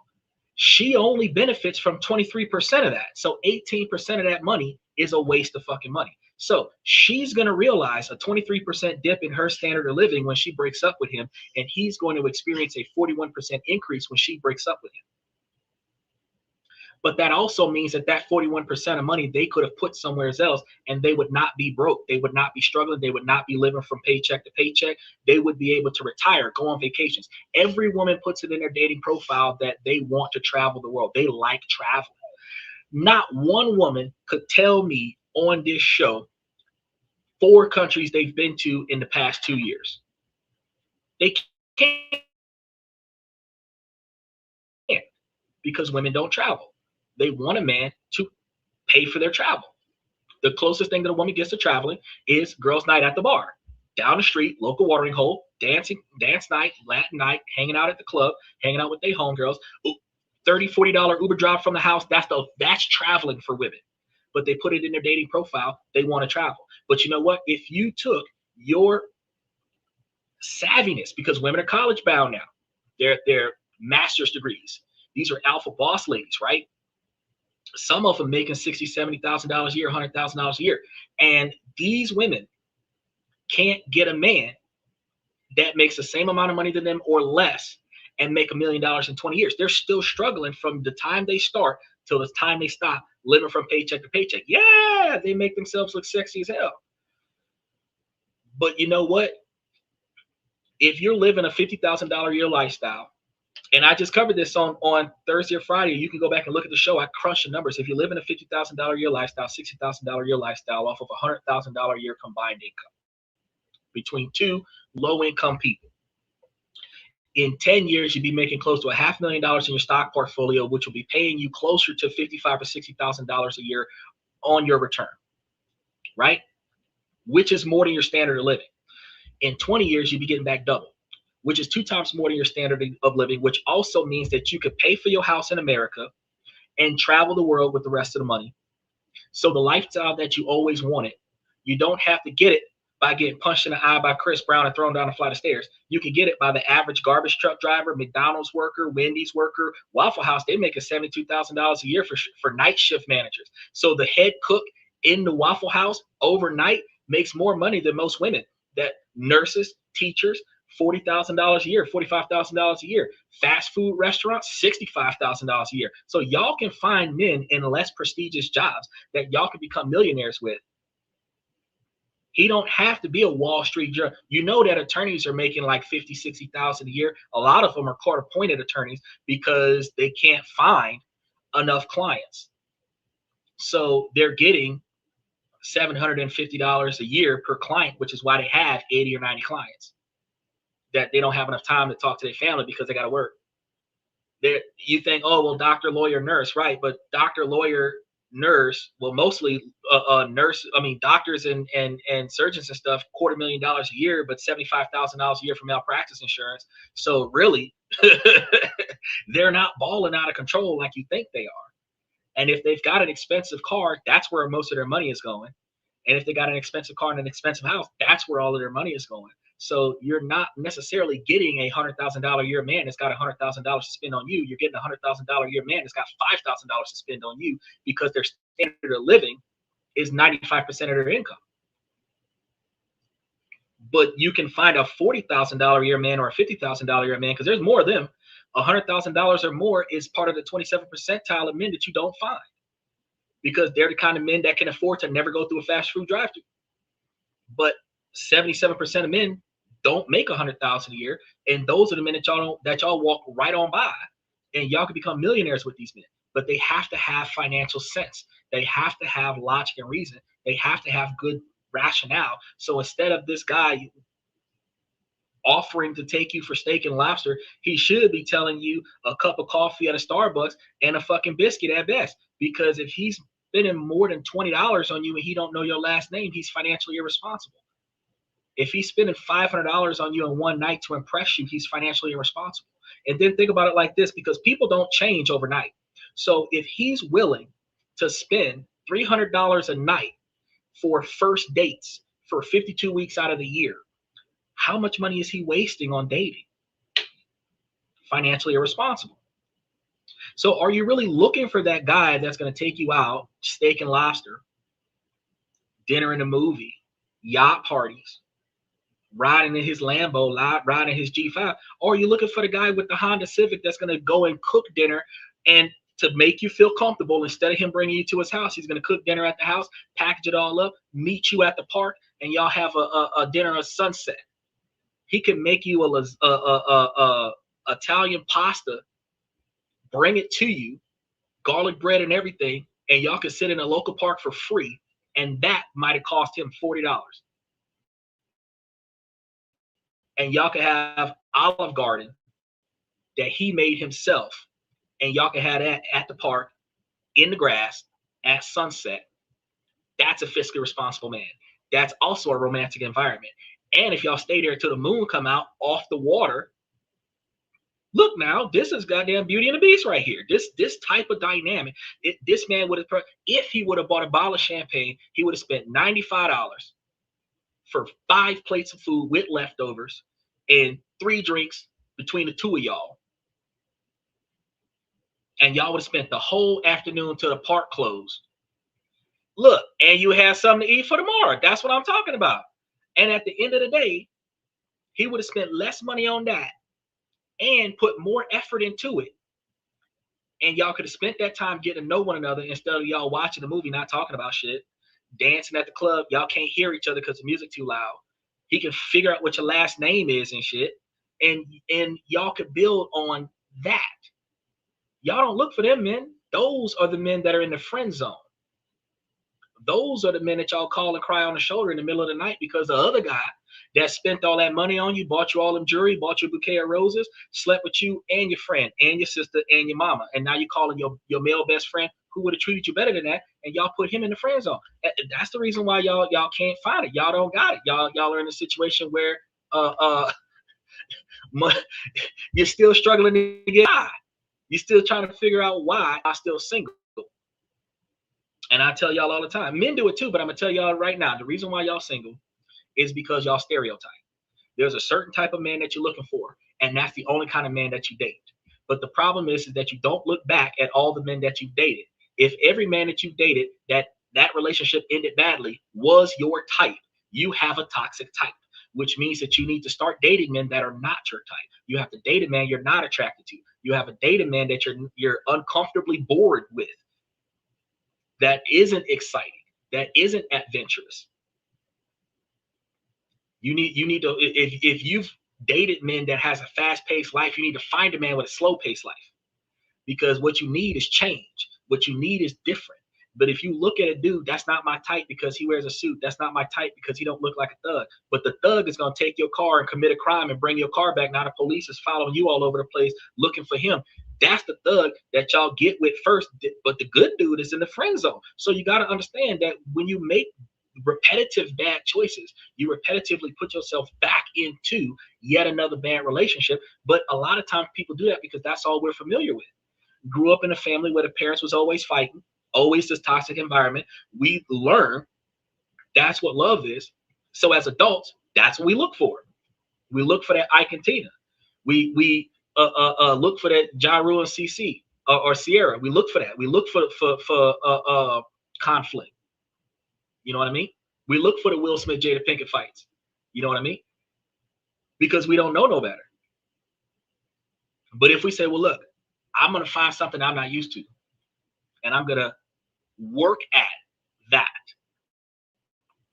guarantee you're going to find a lot better outcome. You're going to find a lot better outcome. Not a lot of people know about this stuff. And actually, I think over the next couple of weeks, one of the Fridays, we're going to be talking about how you can go on a date like a boss and enjoy your night with the person that you're dating and not be spending $200-300 a night. But think about this real quick though. Some of the simplest shit that we used to do back in the day when we was kids, like roller skating, is like $75. You know, bowling, $150. If you go to a movie theater these days, the typical traditional date is dinner and the movies. But if you go to the movie theater these days, like the Cobb Theater out there in Western Chapel, it's like $150 for a movie. Why? Because you're going to pay for the 3D movie on the balcony with the big comfy chairs. That's almost $30 a seat. Then you're going to order the food. That's going to be almost $50-60 a plate. Then you're going to order some drinks. It's almost $15 a glass. You're going to have 4 glasses between the two of y'all. And y'all just spend $150-200 at the movie theater. At the movie theater. Yeah, $75 for roller skating. You're going to say, what the hell? Okay, check this out. And then look at bowling. Bowling, same thing. You say $75, what the hell? All right. Y'all paying almost $25 per person for shoes. Because y'all buying the adult shoes, y'all not buying kid shoes. You're gonna then food, $20 for the whatever combo meal you get, plus the drinks. You already at $75. You already at $75. Unless you go there when they have a special where some of that stuff is discounted, you're full price. And go look at your local roller skating rink. This is rollerblades, not ice skating. Ice skating costs more money. But the shoes for the adults are usually closer to $20-25 a piece per person. So you're paying for 2 pairs of shoes. So you almost $40-50 for the shoes. And if they don't charge you for nothing else, like renting out the lockers or playing for the pool table, Pac-Man machine, and all this other stuff, the next thing you're going to be paying for is the food. And most of the food in there is going to cost close to $15. Even if y'all split a pizza, $15 for the pizza, and then y'all paying $5 a drink, that's still $20, $25. But if you already spent $50 on the shoes for the both of y'all and $25 for the food, y'all just spent $75 to go roller skate. Whether you do it for an hour, whether you do it for 5 hours, you just spent $75 to go roller skate. Take bowling, same thing. You're going to pay for the shoes, then you're going to pay for the lane. Even if you share the lane, you have spent $45 for the night for the lane and $15-20 a person for the shoes. You $65 for bowling plus food. As soon as you start buying food and drinks, that's another $20-25. You at $100 to go bowling, $85 to $100 to go bowling for the night. So simple dates are expensive now.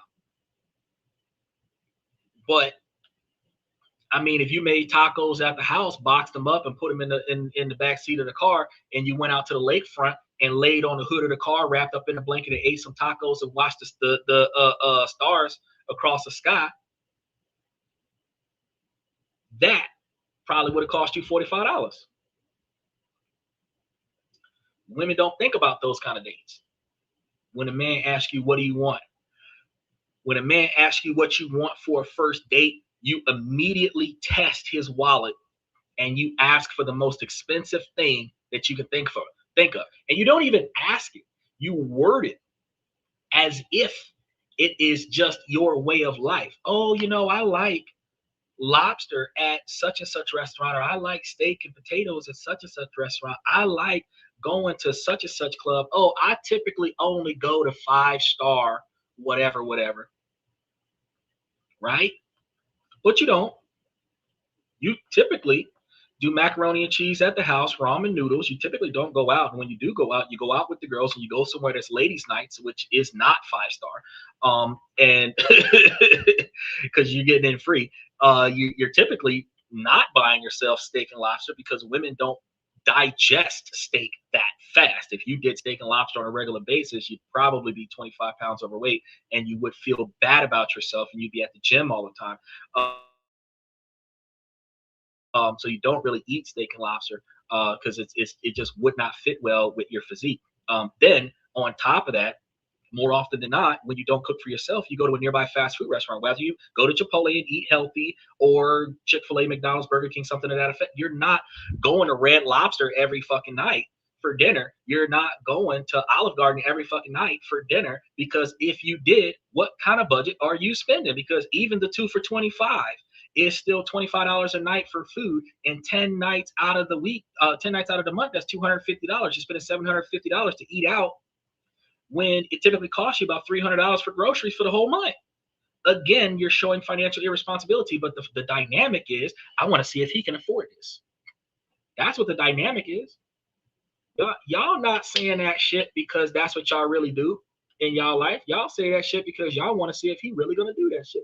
If you could come up with the best date ever, you are not gonna come with some simple shit. You're gonna come with some Aladdin, Jasmine, a whole new world kind of magic carpet ride kind of date. And the closest he can get to that, you're gonna go back and tell your homegirls, "Ooh, girl, he took me here, we went there, we went this, we went that. Ooh, he's a good man." Wasteful ass motherfucker just wasted all his goddamn money on you. Don't know you from squat, because think about this: when you meet modern 2025, you're not even giving him your direct phone number more often than not. You're giving him your social media handle. So he don't even know your real name. Then if you give him a name, you might give him a nickname. And if you're feeling confident about your shit that night, you think your shit don't think, you might give him your real first name, but you don't give him your last name, you don't give him your middle name, and the only time you give him your address is when he got a nice car and he's going to pick you up in that nice car. That's when he tells you what your address is. So all he got, if he cute with an expensive car, is your first name and your address and your phone number. That's it.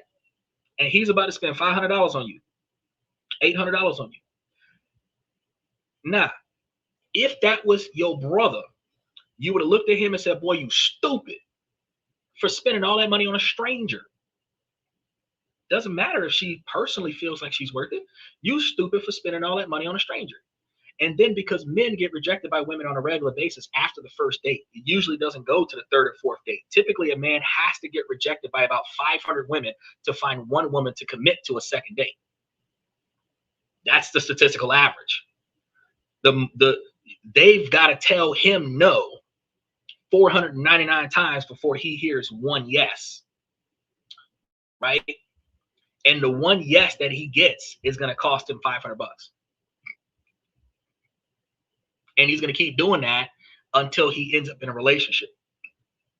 Bro, you should be saving that damn money. You should have been able to spend that $500 across 12 months. $50 a date. But see, here's the thing though. If the women were paying for those dates, instead of enjoying the night out, the women would be paying more attention to the dude, because the man is paying for the date and the woman is getting the free experience. She is paying attention to the experience that the guy provided to her. She's not paying attention to the guy that provided the experience. So you don't even get to know the guy that's wasting all his money on you until like y'all done slept together quite a few times. Think about that honeymoon phase. I don't know shit about him. He's so dreamy, right? He's so dreamy. He did this for me. He did that for me. He spent this here. He spent that there. But never do you ever say, well, shit, he got a degree. He got a career. He's got investment options. He's preparing for his retirement. He owns his own stuff, or at least he's getting ready to start buying it. He owns his own car. It's old, but that bitch run. You know, he got his shit together. You know what I mean? He's not trailing behind on child support. He ain't got no ex-baby mamas coming to his house all the hours of the night beating on the door. He ain't got no drama. He's organized. Y'all don't say that about that man. When the first 90 days that you know that guy, you know his first name, you know what kind of car he drives, you know how much shit he had bought you since y'all met. You don't know his last name. You don't know what his mama's like. You don't know what his relationship with his sister is like. You don't know nothing about him. You just know that he spent a lot of money on you. But if you was paying for them dates, you would be trying to figure out where the fuck your money is going. Because women don't spend money on bullshit. I mean, besides your upkeep, women don't spend money on bullshit. She want to know, what am I spending my money on? So what kind of dude are you? How am I going to benefit from you? If I get into a relationship with you, how am I going to benefit from this? You start paying more attention. And that's why I said earlier that women should actually start paying for the first date, for the first 5 dates, really. Until you are ready to commit to this man, you should be paying for them dates. Because if women were paying for them dates 52 weeks out of the year, she would go on less dates because one, she can't afford it, and two, the guy that she's talking to does not have the mentality that she's looking for. It's not about how much money he could have spent on her. It's the fact that his decision-making skills don't line up with her expectations. Because when you choose a man, if you choose the right one, you give him the authority to make the decisions for you so that you can focus on other shit. When you hear on social media when they're, oh yeah, the submissive woman and everything like that, exactly, code. How about the free date? Dunkin' Donuts is probably one of the cheaper dates because you can get 12 donuts, 6 and 6, 2 cups of coffee, and you probably spent $20. Starbucks, same thing, 2 muffins. You know what I mean? Special shout out to Pittsburgh, Mississippi. But yeah, you guys got to think about that. You got to think about y'all. It's not about being submissive to the man, to the fact that you're just like yes master all day long. The fact is that women have a pinnacle role of keeping everything together after the man set it up. Okay, so you're supposed to find a man that's able to build shit for you, and then you're supposed to be capable of maintaining that. And it ain't just building furniture, it's building wealth too, and you're supposed to be able to keep that up. So you're looking for a man that's financially responsible, you're looking for a man that's capable, you're looking for a man that's driven. Even if he's a broke ass nigga right now, he is the kind of brother that has the ambition to be better. And you're going to put effort into this man. You're going to financially invest into this man the same way you would want a man to pay for your college and put you through nursing school so that you can go work at the local hospital. Is the same way you're supposed to be able to invest in your man so that he can get promotions on his job, find a better job, start up a business. Y'all can start up a business together, because if you find a man that's in the same field that you're in, y'all can start up a business together. If he's got a business, you should be the marketer. That's when y'all are carrying your weight as women in a relationship. If you've got a business, you better believe he would have been a fucking marketer for you. If you would have walked up there, oh, I own my own such and such business, he would have been like, shit, let me get a business card, this, that, and third. He'd be advertising stuff on Craigslist for you and shit, putting up Facebook ads and shit, telling all his homeboys about the job you do. If he knows somebody that's looking for a service that you provide, he gonna redirect them to you first, promoting you in the relationship. And y'all need to be doing the same thing. So you need to find a man, because this is the other part about a woman's role in a man's life, is that if the man's decision fall through, because plans don't always go according to plan, she is supposed to be bringing the backup plan. She not the person that's catching the first shot in the chest. She's supposed to be the sniper in the background. You know what I mean? Women want to be the first person to walk through the door, but a lot of the times she need to let him catch those shots so she can see where the shots came from and knock out them targets. At the end of the day, if she's playing support, you lead from the rear. You don't lead from the front, you lead from the rear. So instead of grabbing a man by his tie and dragging him where you want him to go, you follow him. And when you see that he's about to go the wrong way, you just whisper in his ear, we should probably turn here. And because you wasn't saying nothing, you was listening to the shit, you heard conflict coming and you warned him. Now, if you pick the right man, you pick the man that when you do talk, he will listen. But you don't need to talk all the time. You only need to talk when you need to warn him that he is not about to go in the right direction. So if you're not fussing, arguing, and complaining on a regular basis, the one time that you do speak up, he gonna listen because you're not nagging him all the time. But if you got a man that don't listen to his woman, you grabbed the wrong man. But if you got a man because he spent a bunch of money on you, but he don't listen to nothing that you say, you don't trust his decision making because he's wasteful. So you're fighting with him on a regular basis about finances because he's buying the next Xbox, he's buying the next GTA 6, he's upgrading his stereo system in his car instead of investing in y'all future. You pregnant, trying to have a baby, he's not putting money aside for the nursery or nothing like that. You put yourself in that situation because you knew he wasn't financially responsible on the first date. You knew that. But because he was spending the money on you and you didn't have to spend it on yourself, you rode that wave. That's why y'all end up in fucked up ass relationships. And look, on the other side of the fence, it's a shorter dynamic to explain. because men are after the sex. So because they're after the sex, they don't give a damn that she don't pay attention. They don't give a damn that she's not responsible. They don't give a damn that she's there for the money. All they know is that she's putting out and he's paying for it. And right now he can afford to pay for it. So he's going to rent the sex until he can't afford to rent the sex. And then the relationship is going to fall apart because y'all are in a relationship for convenience, not a relationship of purpose. And that's something that y'all got to think about. He said 5 muffins, 4 donuts, 3 coffees, 2 creamers. Tell him, cool. Look, I'm an honest person, but have not having anything. Basically, control, alt, delete me from anything. Look, I'm an honest person too, and a lot of times they thumbs down my show because they don't like what I have to hit. I say, and I'm like, hey, I'm all good for it because it don't hurt my feelings if I get a thumbs down. I would prefer for you to like and subscribe and potentially even join the membership, because then we can get rid of all these ads, because we would be doing the live stream from the membership where it'd be ad free. But unfortunately, you know, it is what it is.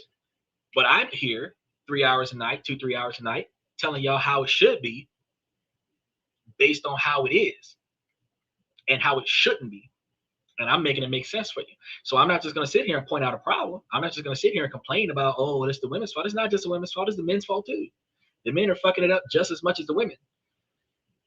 The only is that I'm here to tell the men that the men should change the dynamic by doing better as men. And if the women give a damn about what I got to say, you can change the dynamic too by listening to what I'm telling the men, and you start incorporating that into yourself as well. Because women right now are becoming the perfect masculine man and then thinking that they're valuable in the market because she's got an education and a career.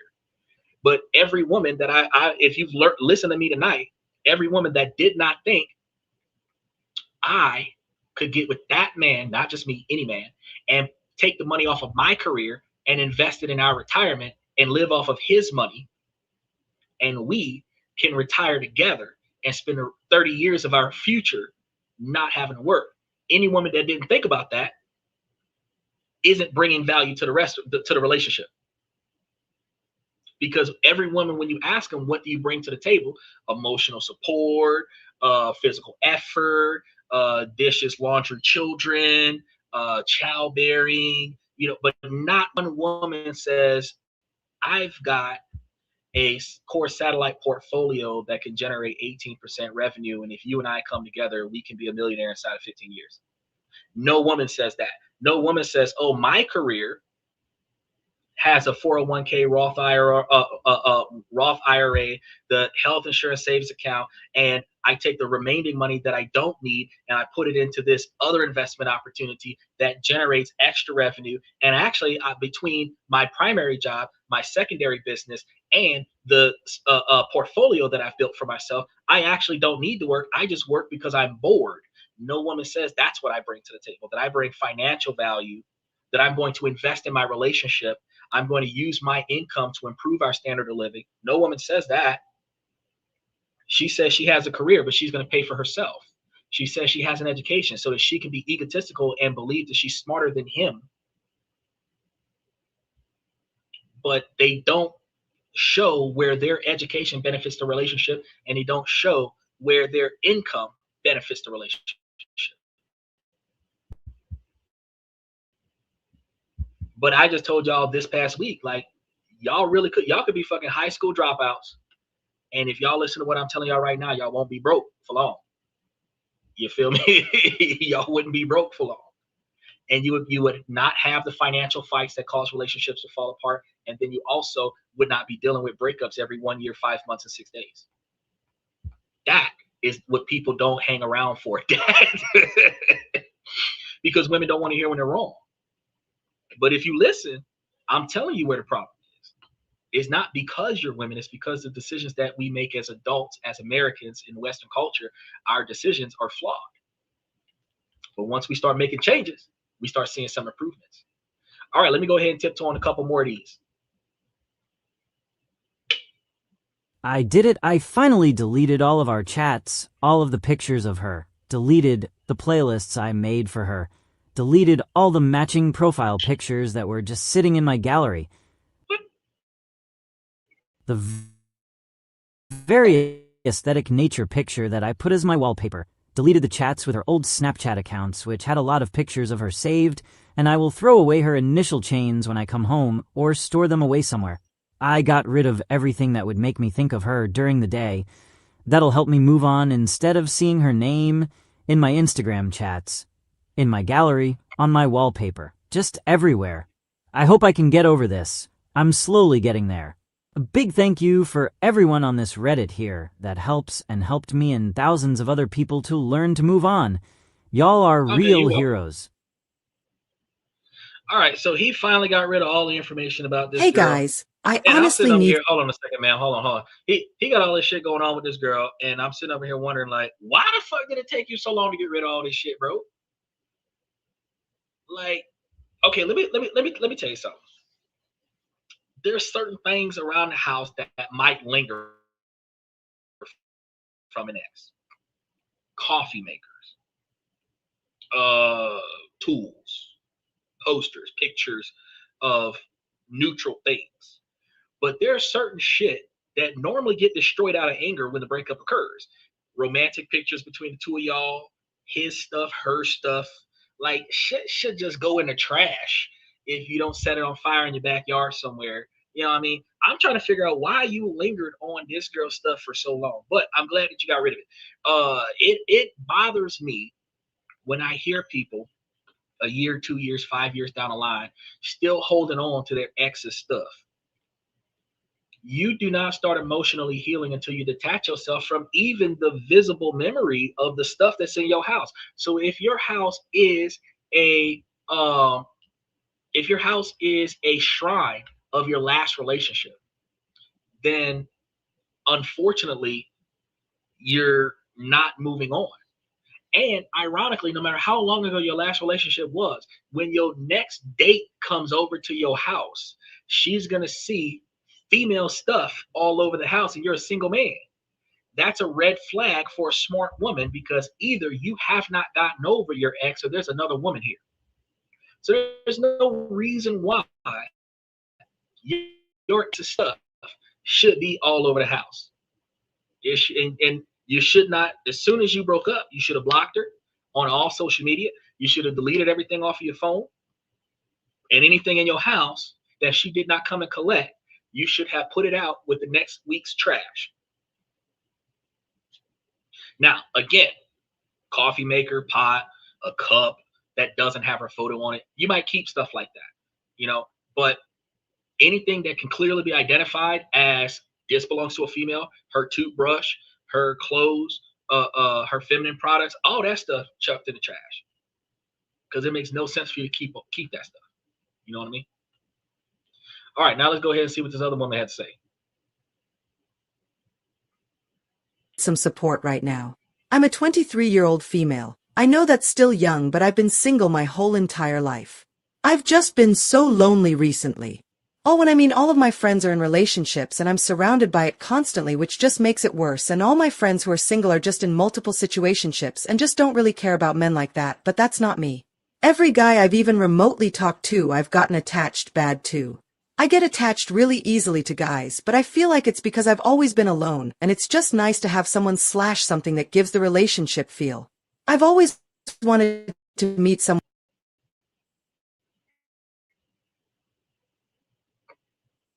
organically, but it's not happening, especially after I graduated college. It's just so hard to meet people too.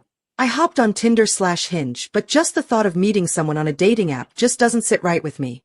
I matched with a guy who was super cute. He was so cool. He invited me out yesterday, and I loved his personality, but then today he unfollowed me today. I was so upset. Mind you, I'm a pretty conventionally attractive girl who's half Brazilian/Indian, and I have green eyes and I can get along with anybody. Every guy I've met on the dating app has ghosted me once they realized I don't just want to fuck. And I truly don't. Obviously, just with a background with these apps, it's usually just very common for people to look for short fling stuff. I just feel like I can't compare myself to my other friends, but what's actually wrong with me? Like, I genuinely don't know why I can't ever meet a guy who checks all my boxes. I definitely feel like I'm not meeting that on a dating app, sorry. I've just been feeling so lonely recently because I've never been the type of girl who liked casual/situationships. Even when I was in my city girl phase, I hated it. I've just always craved a relationship with stability, and maybe I could also be too picky, but why would I not if I'm looking for something serious? It's just like I've never gotten to a stage where somebody wanted to actually date me if it's just this generation, but I don't know, I've just been feeling so lonely recently. I wish somebody wanted me for me more than casual stuff, I guess. Okay. So,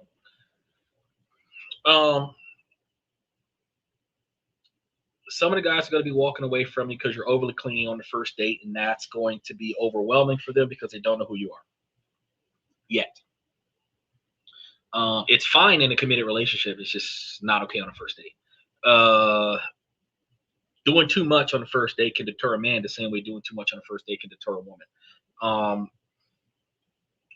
You have a network of people in situationships, which means you don't have a network of people with healthy relationships. So you're typically keeping yourself out of the conflict and the chaos, which leaves you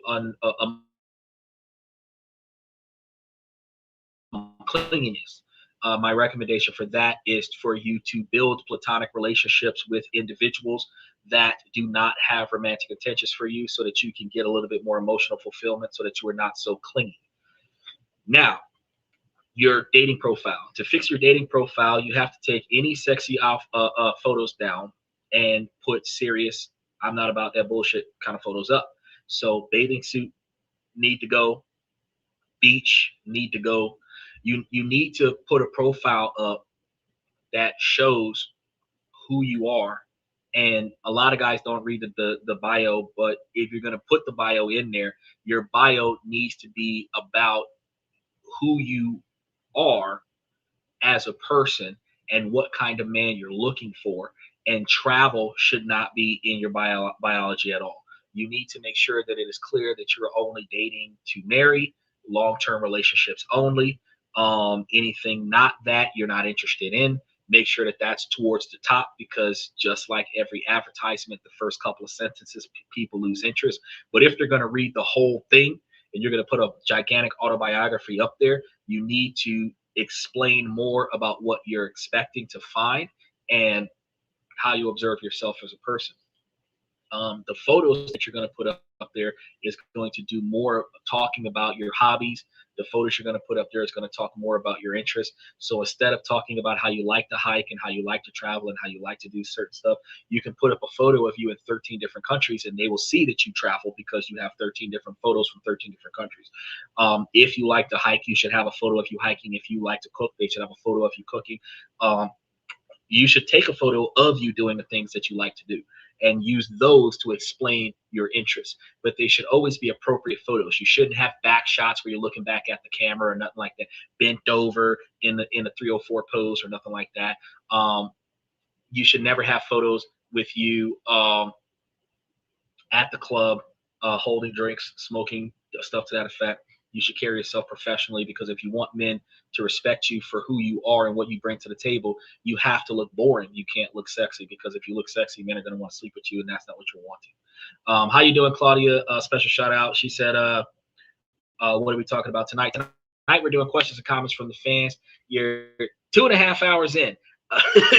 We had a lot of stuff going on today. Nicole was here earlier, and we had gotten into a lot of deep discussions throughout the show. So we carried it longer than I thought. I thought we would have been done by now, but we still had a little bit more to go. The lady that was just up here was talking about how she's having trouble with finding the right person, and she's having trouble with doing stuff on the social media apps. And I was explaining that if you change the way your profile looks, you'll attract different people.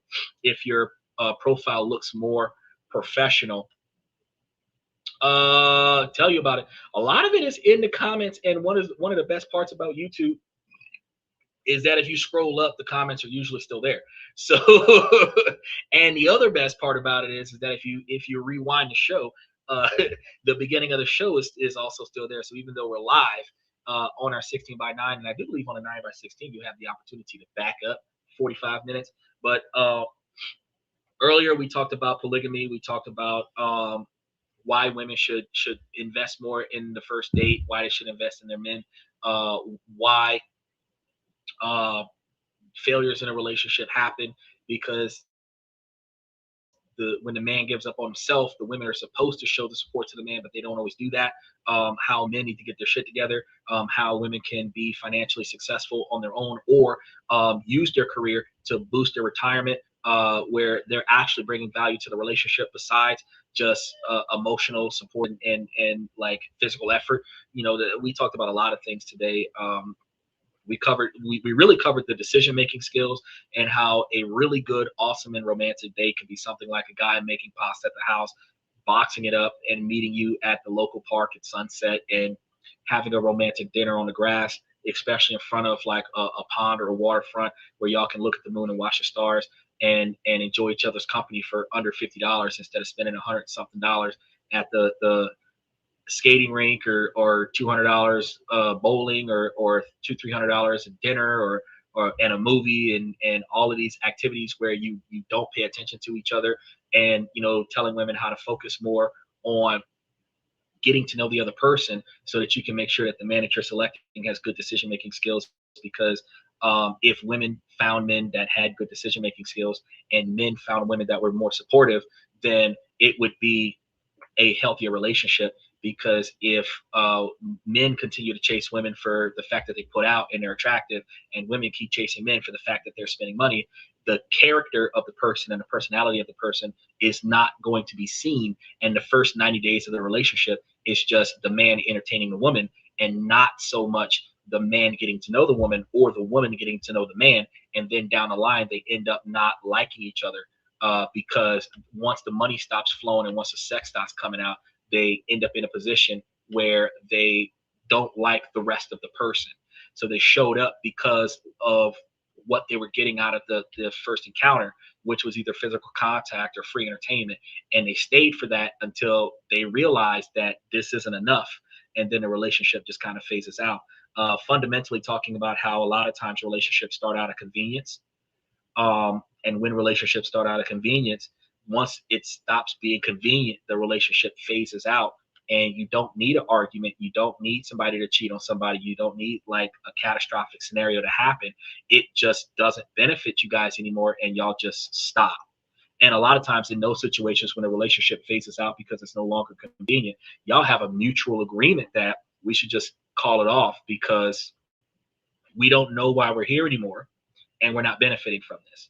And those are the kind of relationships that hurt the most, because you didn't do anything wrong. It wasn't broken. It just didn't work anymore. And most adults like closure, and you're not getting closure from a situationship out of convenience that ended itself because it was no longer convenient. So that's what we were talking about. And that kind of leads to the woman that was just here talking, because she's 23, which is old for a woman. And she is not understanding why she is not able to find the person that she's looking for. And that's because she's advertising herself to be overly attractive and sexy, and it is not attracting the man that she wants. Women more than men have to dress the part. So if you want a man that respects you for who you are, you have to not dress sexy. Ironically, because the more sexually attractive you are, the more men are thinking about sleeping with you. And that is going to increase the quantity of contact that you have from men that only want to sleep with you. So if you're not sexually attractive, you're a little cute, you kind of got a little bit of a professional going on, they look at you like, okay, she's got her shit together, but she doesn't look like a hoe. That's the girl, like, oh, she's got that 70s show look, or she looks like a politician, or she's got that old school conservative look. She's modest about her attire. She doesn't have her cleavage hanging out. She doesn't have her camel toe hanging out. She doesn't have the crack of her behind hanging out. For the first time, I'm looking at a photo where I don't see a print.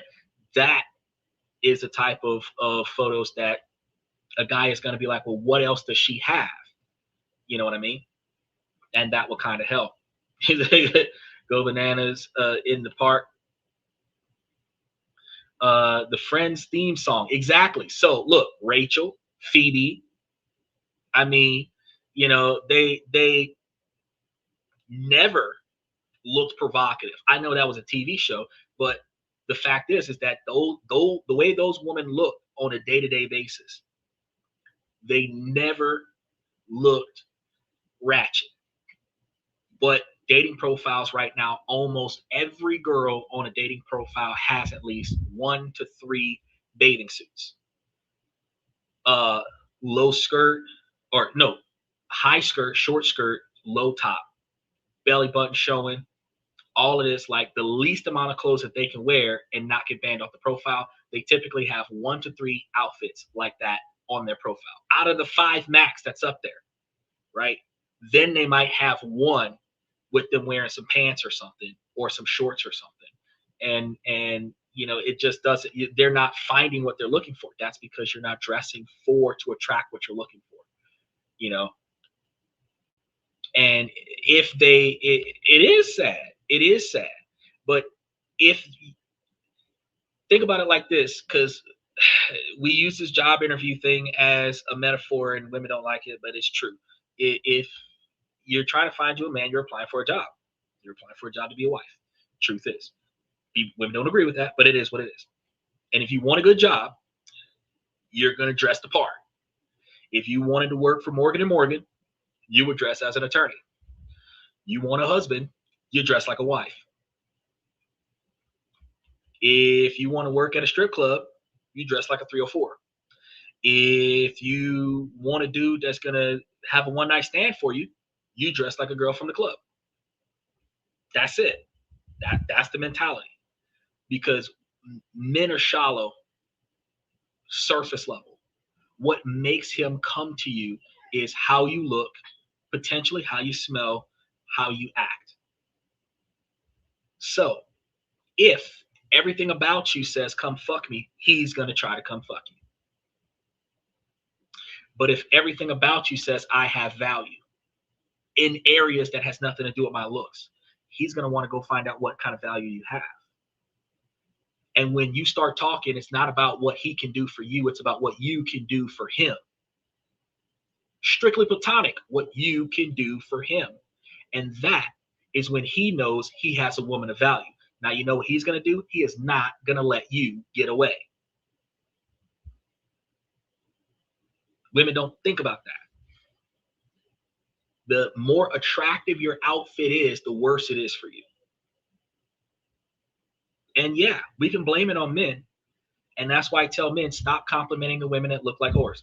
Because at the end of the day, you're going to have you're looking for a wife, but you're drooling on the girls that are designed for the streets. You cannot go window shopping in a place where you don't have value. At the end of the day, you need to compliment what you're looking for. If she looks like a conservative librarian, you look nice today. She looked like one of them OnlyFans girls, keep walking. Because the women that want attention, they can't get it from anywhere else.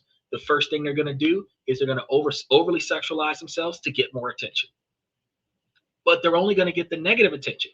But everybody does that. Men and women alike will get negative attention before they get positive attention, because it's easier to get negative attention than it is to get positive attention.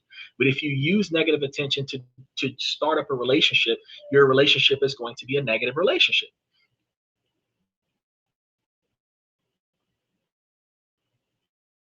He said, everything will work out, just compliment them all. You being ass backwards right now, Cody, I'm gonna tell you right now, you can compliment all the women, and the fact is that a woman might get complimented 1,000, 2,000, 300,000 times a day when you start including social media compliments, and it doesn't faze them anymore because it happens more times in a day than they can remember. Men never get complimented. If a woman walked up to a stranger and said, "You look nice today," and just walked off, he might try to stop her, get her name, get her number, and try to get to know her, because men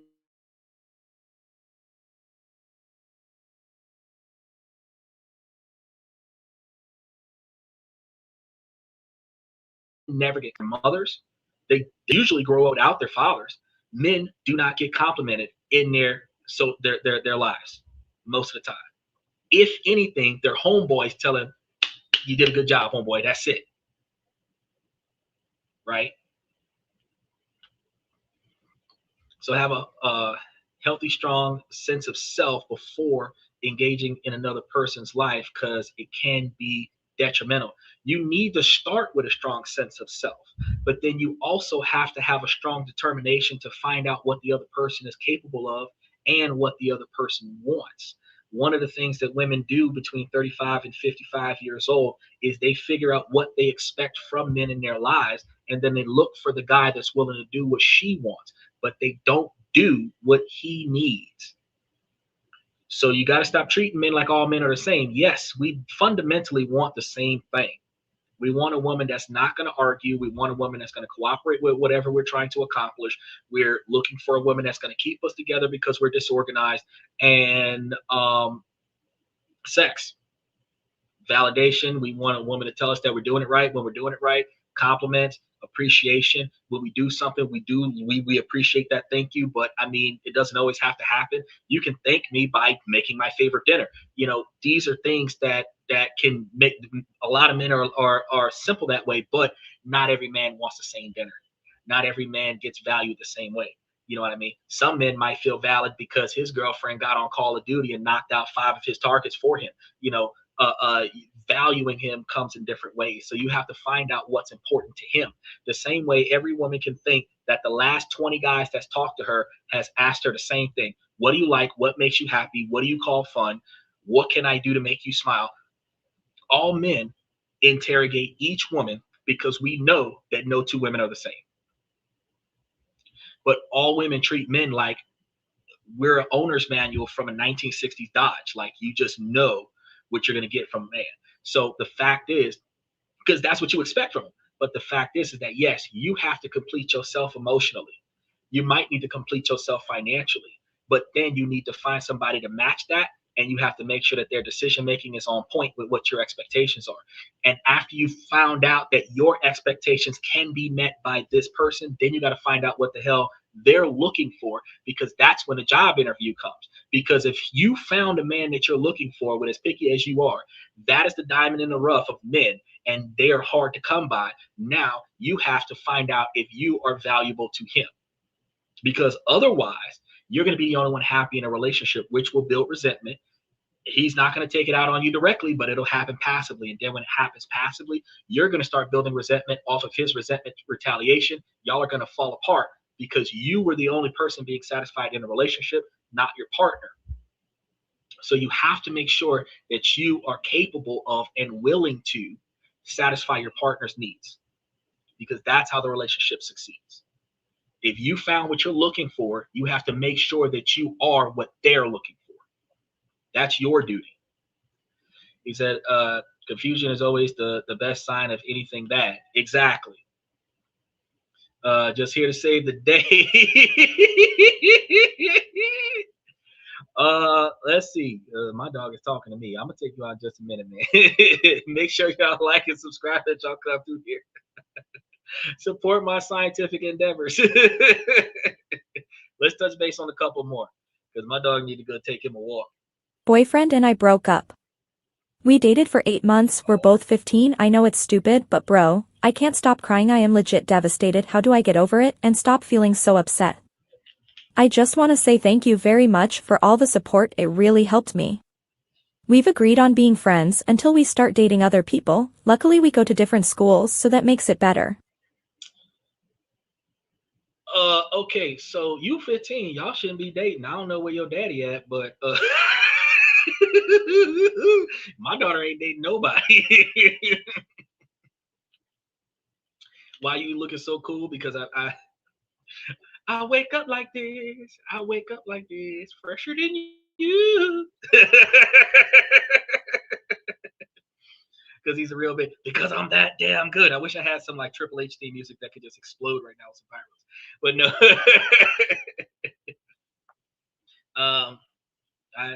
It just so happens this way. That's why I look the way I look. At 15 years old, your first relationship, it sucks. Focus on your schoolwork. That's my recommendation on that.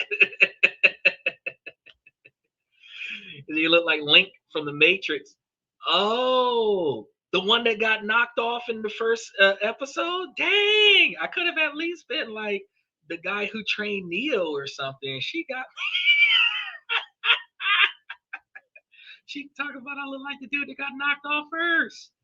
Ooh. Do the water hold like Steve Austin. We got 2 bottles of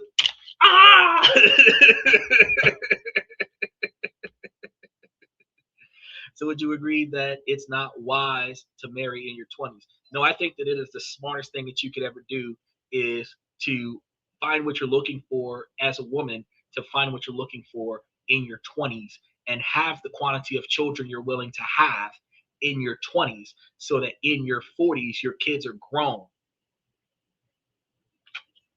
Especially black women.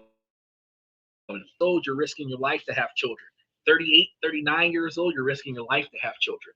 20 years old, you can have 5 kids between 20 and 25. And them kids will be self-sufficient at 35. You know what I mean?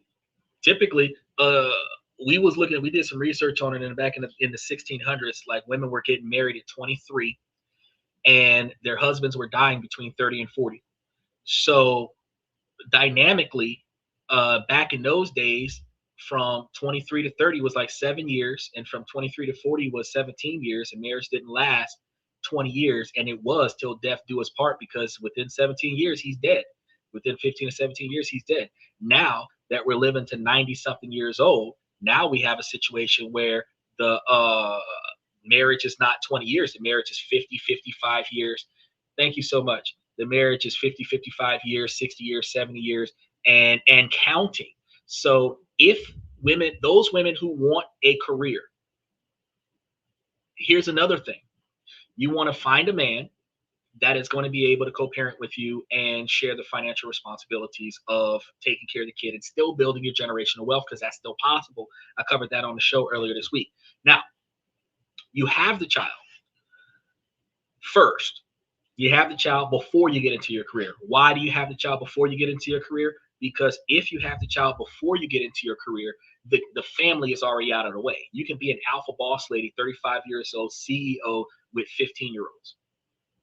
But see, if you're dating, married, whatever, you get into the job first, you're not going to want to stop your career to have children. And usually, after maternity leave, women don't return back to the job. So have the kids first, then go to the career, share the parenting responsibilities. You don't have to quit your job to be a mother. Y'all can get a nanny or daycare scenario going on to help y'all with the children. But if you have the children at 20, 23, when you're 35, 40 years old, you don't have to put out any more kids. And if y'all are focusing on y'all financial success, you're going to have a husband that's still with you at 40 years old, where y'all have been together for 20 years. And if y'all were financially building y'all's wealth, y'all should have at least $500,000, if not $1.2 million, because some of that y'all did put towards y'all kids' upbringing. But at 40 years old, your kids are 20 years old, so they should have moved out of the house 2 years ago. And if you taught them financial responsibility, they should be investing in themselves so that you're not taking care of your kids as young adults, and you can spend the next 60 years, because you're 40, you can spend the next 60 years with your husband, where both of y'all can quit y'all jobs. Y'all still got $1 million in the bank. Or here's another thing, because at 40, you might have been just now getting into your career. You could be the alpha boss lady you want to be, because the house is paid for, the car is paid for, your husband's retired, he can look after whatever kids are left, and you can still chase your career, because you can never be too old to be a lawyer or a politician or a doctor or a nurse or whatever, but you can be too old to be a mother, naturally born mother. You can start your career at 35 and still be a successful alpha boss lady at 55. But you cannot start motherhood at 42 and be a good mother at 50, because you're going to have to do some kind of surrogate, in vitro, some other shit. You're not going to be able to naturally born your own child. So if you want to be a mother, you need to get that motherhood in between 20 and 25, and then start going after your career. That way you have both. Or you can gut them eggs out, get you a nice little hysterectomy, and freeze your eggs, put it into your budget, and then chase your career from 20 to 40. And when you want to be a mother, hire a surrogate and still have that baby and do the motherhood thing, but you're not going to have you naturally birth that child thing. But with the surrogate, you always have the problem that the surrogate decides that they want to keep the child. And that's going to be a conflict of interest that you have to go through. Dogs like you, let's read a book instead. I'm planning on starting a quality learning center for myself. Know any Somalians that can help me? No, I do not. But I can look into that and give you some information. Sheesh, can't even support myself or hopefully in the world to have kids. Well, you don't necessarily need to have kids, but a lot of men these days, we just found out that almost 60% of men in the current 2025 generation, and we're 2026 now, but in the current 2025 generation, almost 60% of men want to be fathers. So recognizing that 60% of men want to be fathers, most women are dating a man right now that wants to be a dad and doesn't talk about it because the woman said she doesn't want to have children. He is sacrificing his deepest desire as to be a parent so that she can be happy. But the true dynamic is that if women gave the man the free will to say, 9 times out of 10, that man wants to be a dad. Come to India, I will show you roaring celebrations. We'll see what's going on. Frozen eggs come from frozen eggs. That must suck. What is your thoughts on an older woman with a younger man? Shit, that makes more sense because women's sex drives increase as they get older. You get a younger man that's irresponsible. He's not looking for children right now in his early 20s. She doesn't have children. Her children are grown. She's not looking to have any children. She's financially responsible for with her own thing, and she's getting the dues so that especially if she doesn't care what his income is like, that's going to tickle her fancy. Yeah, you can have that. And in those situations, if he's attracted to her and she's attracted to him, they could potentially have a successful relationship. 15, 20 years age difference, no problem there. Because as he gets older, his drive is going to go down. And but the problem is going to be 30 years old, 35 years old, 40 years old. That guy's still going to want to be a dad. She's 45, 51. She's not capable of having kids. If she doesn't have eggs on a shelf that she can get the surrogate with, at the end of the day, he's going to end up cheating on her with another girl that can have children. See, now Claudia says, ew. Claudia, a 20-year-old guy, ew. But the dynamic of older men dating younger women is 50% of his age plus 7.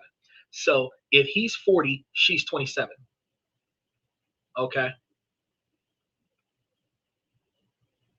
And wait, let's do a little bit younger. Because if he's 30, that's 15 plus 7, which is 22. A little bit closer. But if he's 60, that's 37. 20-year gap, 20-something year gap. You're saying ew because 20-year-old man, 45, 30, 41, 42, 43-year-old woman, 45-year-old woman, it's the same dynamic. There's no reason why an older woman can't date a younger man, there's no reason why an older man can't date a younger woman. The intentions between the younger man and the desires of the older woman are going to be on the same wavelength because he's going to be doing it. You didn't hear the question? Here's a question right here. What is your thoughts on an older woman with a younger man? That was her question. We seen it on Jerry Springer where that teacher was dating that child, married him, didn't go to jail, but let a man do that with a woman, he's in prison. But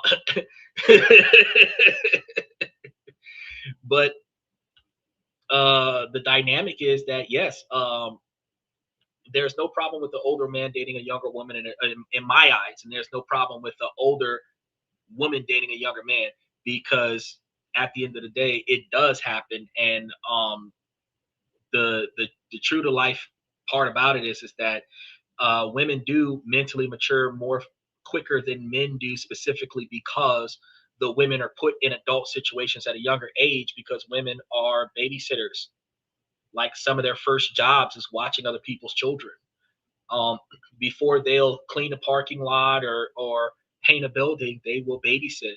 So 14, 15, 16 years old, you're watching other people's kids. That's your career until you're old enough to go work at a fast food restaurant. That's your career until you get out of high school and then go to college, and you're already making adult decisions. If you're the one of the oldest, or sometimes in some situations one of the youngest, you're watching your brothers and sisters. So you've been since 8, 9 years old responsible for other human beings, and then you grow up and you become a teacher where you're responsible for everybody else's children. You run a daycare center where you're responsible for everybody else's children. You've been doing this for 25 years and you're 32. You know what I mean? Y'all mature faster than men because men don't have to do that a lot of the times. So since men don't have, the only thing a man has to do is go and get money. So at a young age, men start trying to find ways to make money, and sometimes they try to find legal ways to make money. But they mentally don't mature because what they don't have as far as responsibility comes from their mother. Mother takes care of the finances. Father sometimes cover the finances. So when they're irresponsible, they have a financial background. She says, in my opinion, the male should always be older than the woman. I agree. But see, if the man is older than the woman, the man's sex drive is going to depreciate over time. And then there's going to be a scenario where he's going to have to take little blue pills in order to keep up with the woman's increased sex drive.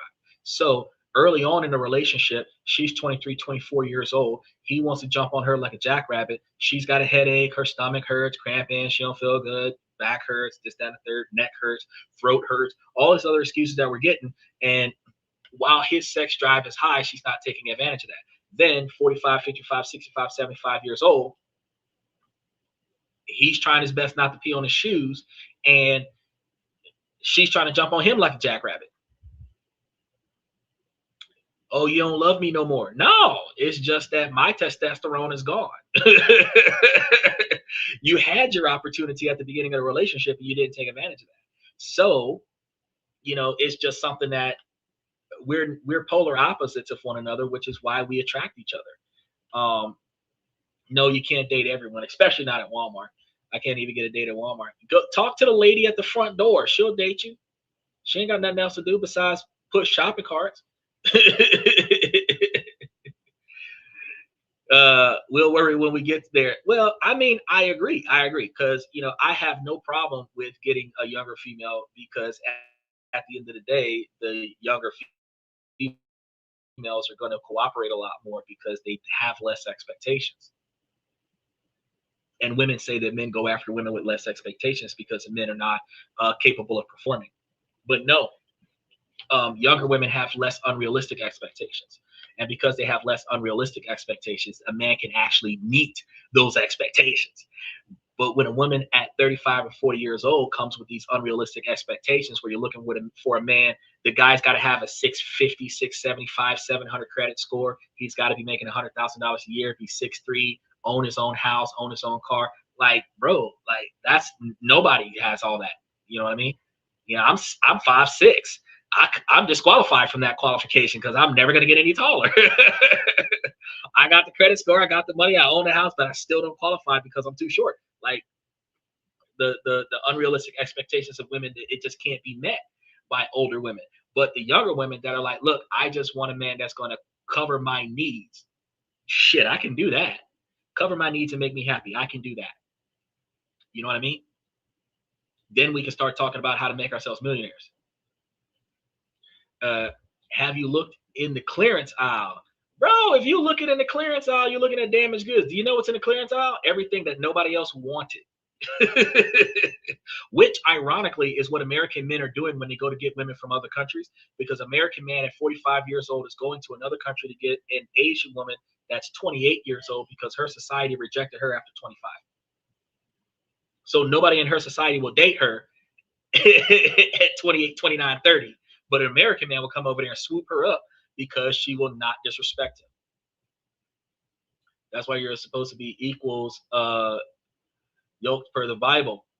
Well, actually, you're not equals as written in the Bible. And in the Bible, the woman is the supporter of the man. So the man provides protection and resources to the woman, and the woman supports the man's efforts. So she is an assistant, an aid, a helper in the Bible.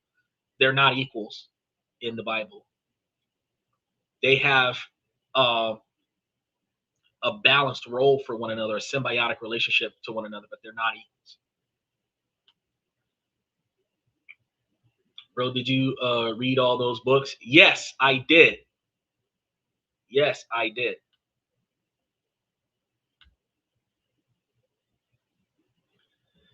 Oh, I love this one. Okay, we're gonna block you because you came up there with something sensitive. Are you a billionaire? Okay, so since I know the IRS is looking at me, no, I'm broken in the son of a bitch right now. And I'm gonna say that every year during tax time. But I just crunched the numbers and showed you how you cannot be poor. And then I also showed you how to put your money into a trust. And then I also showed you how to put your assets under the ownership of a business so that you technically own nothing, but you control everything. I also showed you how to get international visas and passports and other stuff, offshore banking, go to places like Belarus and get you a non-residential permanent trust in a country that doesn't tax the that doesn't tax the trust, so that when you get the money from that trust as a beneficiary, it's non-taxable income in the United States. And I cover all of these things so that you guys can build yourselves up. He said, just gonna be happy and date freely is my plan. That's one of the ways to get it done. What is your net worth? Again, for IRS purposes, I own nothing. They are watching me like, nah, I'm not gonna go that route. I do good for myself. I okay, so here I'm gonna give you a little bit of information that's not gonna give away a lot, but it's also gonna give away a lot. I operate out of 3 states in the United States. That's the most information I'm gonna give you. I operate out of 3 states. Am I in a negative? By far not. I just told y'all the story about how I actually got the next 3 months worth of stuff that I needed. My basic needs are actually compensated for. I don't need anything. I went to the mechanic shop on Thursday just for the sake of fixing one of the 2 cars that I had. And it turned out that I had to put $2,000 down on the car, and I was able to pay for it with no problem because all of my bills are paid for until April. So I'm not in a negative. Not only do I have extra money in the stock option, which is why I was able to tell you guys which stocks that you can invest in, because I've got the stocks listed right here, because these are the stocks that I hold. These are the stocks that I hold. They're at the bottom of the screen if you're looking at me on a 16:9. They're at the top of the screen if you're looking at me from 9:16. These are some of the stocks that I hold. There's about 55 different stocks out there. And at the end of the day, the fact is that I know that these stocks work, because I've been utilizing the dividend rotation strategy since February of last year. I've been showing you guys how to invest. I've been showing you guys how to save, and I've been telling you guys how to budget. I can explain to you without telling you my total overhead that I live at less than 30% of my income. And my expenses are across 3 states, but I'm still living at 30% of my income. Equally yoked means partners share similar care values, goals, and spiritual paths, enabling them to pull together effectively. I mean, I understand what you're saying, but I'm saying that they're not equal. They're not equal. They're symbiotic. She said, what is your thoughts on dating apps? My thoughts on dating, I've covered that on the show. So if you ever want to hear all of my true opinions about a dating app, you should just go to my YouTube channel and then just type in dating app. And every show that I've covered about dating apps will have all of my true observations of a dating app. But it is a financial business. It is not designed to help you guys come together. It is designed to have you pay to communicate with other people that are not in your area.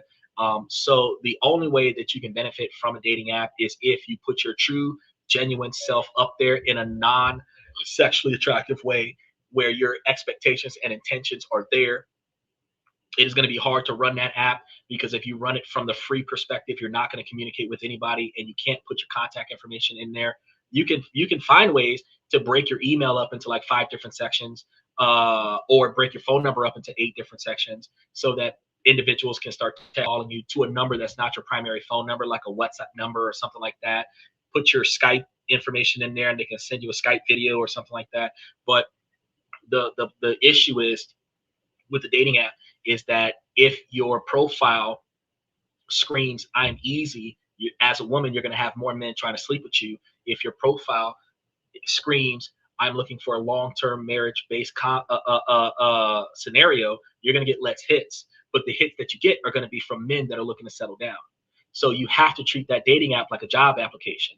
You have to treat that dating app like an online application platform. In order for you to get the job, you have to present yourself for that role.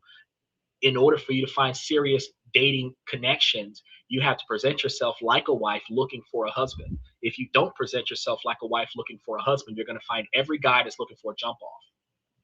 And that's not what you're trying to be. So your goal is to play that part, carry yourself in that part. He says, spill your beans. IRS already knows. No, they know some of it, but I mean, the stock portfolio isn't even going to report until May. So, I mean, I've got plenty of time to file an extension. I eat lentil soup. What? I love lentil soup. And you know what's better? If you go get the Progresso soup, Progresso has the beef stew. They have the stewed beef, which are two different ones, the soft boiled ones. Then they also have the lasagna one. Then they also have the gumbo flavor one. And right now, if you go and get them from the Walmart, they're like $1.98 a can. So you can go and get you a whole pre-cooked meal and get you a little rice cooker, put it on a bed of rice, and you be good to go. You can at $2 a can, you could buy 100 cans for $200. And if you ate 3 cans a day, you'd be eating 90 cans over the course of 30 days, which is half of the $200 that you spent, which technically puts you at a plus. You have 2 months worth of groceries in your house. Be Unequal Yoked was about with relationships with unbelievers. But you have to understand, Cody, when you start talking about the modern human being, who here is a true believer? Because not one person who claims to follow the path of Christ actually follows the path of Christ, because Christ does not value stuff or money. Every person in Western culture values stuff, and they put all of their effort into getting money so that they can get stuff. The reason why 77% of Americans are broke is because they value stuff so much that every time you get extra money, they is broke. So that's why they be unequally yoked. And then everybody's trying to leapfrog into financial success by finding a person that's already financially successful so that they can link up with that person. Crazy, right? I make my own, but mixing those and sound good. Dude, it does, because it's so much easier. It's so much easier. The gumbo tastes just like gumbo. You just throw you some hot sauce in there. So if you put that on a bed of rice, you good. And then if you got either one of the stews and you throw some hot sauce on that, sprinkle you some cheese on that. I actually put ranch on my shit. It knocks it out. Why aren't black women married? Because black women have bad attitudes. Black women come from a financially challenging background, and as a result, as adults, black women have higher expectations for financial stability, and they offset those financial expectations onto their suitor. Black women then spend their entire adulthood becoming the man that they're looking for. And then after she is successfully becoming the man that she's looking for, she believes that she holds value in the dating field because she is the man that she wants, when her value is not what men look for. Men do not look for a woman with a good paying job. Men do not look for a woman with a college degree. Women want a man wants a woman with common sense. A man wants a woman that can follow instructions, since she's not going to ask him what he wants and needs. He can tell her what he needs her to do, and she'll get that done for him while he's taking care of business somewhere else. So since black women become the man that they want, then she wants to find a man better than the perfect man that she has become. Then black women believe that they're supposed to be able to find a black man that's going to tame her, where she's overly aggressive man in a woman's body. dominating a man that has been dominated by his mother his whole life. Not going to work out for her, because either she's going to get a submissive man because he's been dominated by his mother his whole life, or she's going to get a dominant man where they're going to have a conflict of interest because you got two leaders in the same household. You can't have two leaders. One of y'all is going to direct this ship and the other one's going to steer it. One of you has to lead and the other one has to follow instructions. Black women are not comfortable with leading the man where the man just follows in a feminine role. They lose value in that man. So the man has to be masculine, which means if he doesn't put her in her place, she does not feel like she has a valuable man. Now that's a conflict of interest because she doesn't want to be controlled, but she wants to be dominated. But she's only going to be dominated if she tests him and he doesn't let her dominate him. But every man will fold to his woman because he loves her. But he's not supposed to fold to his woman. It's a conflict of interest. You're sending mixed signals. Now, the other thing that you're going to have is that, again, black women have bad attitudes. You're vulgar, you're loud, you're boisterous. You challenge your man physically where you want to fight him. You throw stuff, you hit him. You embarrass him in front of his friends, his family, society. You will post about it on social media, get props from your homegirls. And then after all of that is done, he is still supposed to love and respect you and appreciate you the way he did the first day he met you, even though he's harboring all of this hatred and resentment towards you based on how you treated him. Black men are going to leave black women and go and find women that are not going to treat them that way. A lot of times they're going to go and find him a white girl. Women believe that a man is going to find a white girl because a white girl is a pushover. That's not true. The white girl is not going to talk shit to him. They're probably more often than not going to put something in his food and collect the life insurance after the fact. They're not. Men are going to Asia and getting women from the East because the women are not going to treat them the way black women treat them. So black men are getting passports, which are not cheap. They're over $300 to get a passport, and they're going to spend $2,000 on a one-way trip or $4,000 on a round trip to fly to another country so that they can spend $10,000 per month or $5,000 for 2 months or $15,000 for 3 months so that they can stay in another country, find them an Asian woman, and then pay $2,500 for her visa so that they can fly her back to America, which would have cost him a total of $25,000 so that he can get him an Asian woman to treat him the way black women don't want to treat that man.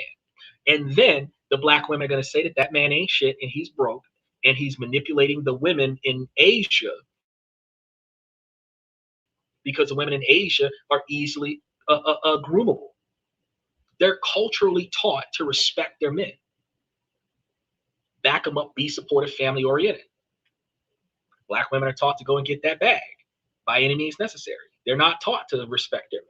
Look at what happened with Kamala Harris. She ran to be president, but when they talked to her about her family, she talked about herself.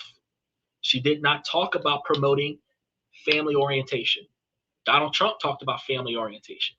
She did not talk about keeping the family together. It was pro-women, do it by yourself, fuck men, men ain't shit. But when are women going to promote other women to support the family? Emotionally, financially support the family. It's take care of number one, feminism. And that mentality come out of black women from the most angry and bitter corners of their soul when they project it. And men are not attracted to that. And that is one of the reasons why black men are not married. Black women are not married as much. They're the least married woman in the world because of their behavior. And if black women don't think about this and change, they're going to stay the least married. But guess what? The most possible married woman in the world comes from the Philippines. The number one draft pick from every man in the world is a woman from the Philippines, Vietnam, Japan, Indonesia. Not America at all. Not an American white woman, not an American Indian, not a Western woman at all. Top 5 women to marry. Philippines, Japan, China, Indonesia, Singapore, all Asia for the exact same reason. Even though they're career-driven women, they're still family-oriented women on top of that. But Western women are not family-oriented. They're only career-driven. That's why the women aren't married as much as they used to. He said, I looked up. It's technically not allowed. Yo, you wish we had 5 wives, Cody? No, no country around the world supports multiple wives unless you are in a religion that allows that. And that's one of the reasons why you've seen a lot of American men changing their religion so that they can have those multiple wives. But why have multiple wives in a culture where one woman gets on your damn nerves? Are you in a relationship with someone? Actually, whether or not I'm in a relationship with someone would not change my point of view. But being in a relationship with someone that would have reached over me and collected some of my empty drinks or brought me something to eat or something like that while I was sitting here talking to y'all for almost 4 hours would only show that there are women out there that will love and care, and cherish their men regardless of their man's behavior or their points of views. But whether or not I'm in a relationship would not devalue or bring value to the facts that I'm providing to everybody on the show. If that makes any sense, Claudia. Oh, but to prevent from deflecting from your question, no, I would honestly not be holding a relationship at this point. And one of the reasons why is because I'm not finding the value. I'm not finding the value.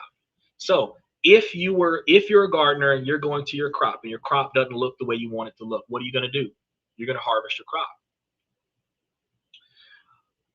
In a Western culture, the women that are in the Western culture are not behaving the way I would find satisfactory. Harvesting the crop is telling women where me and other men like me are all saying the same thing in real life and on social media, that the behavior of women in Western culture do need to change in order for women to go back to being qualifiable as wife material.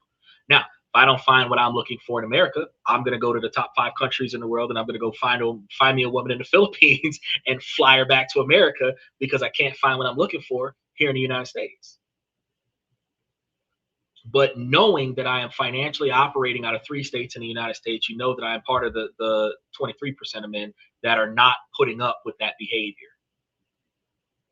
So there's 77% of men that have less than what I got going on, and because I'm 5'6", a woman is going to pass me by. I don't care, because I would prefer for her to pass.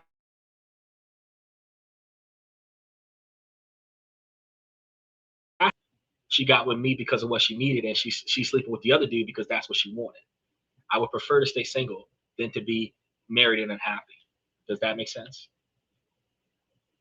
Is I should just walk to the side of the mountain. Shh, that's what we got to do a lot of the times. Oh, Kazakhstan, bro. Belarus, Kazakhstan. Special shout out to them because those are some of the countries, bro. You can go out there. Kazakhstan and Belarus has a majority of the women are small business owners that are also family oriented. So you can go get you a whole black wife with a business that'll still take care of her kids and show her man love.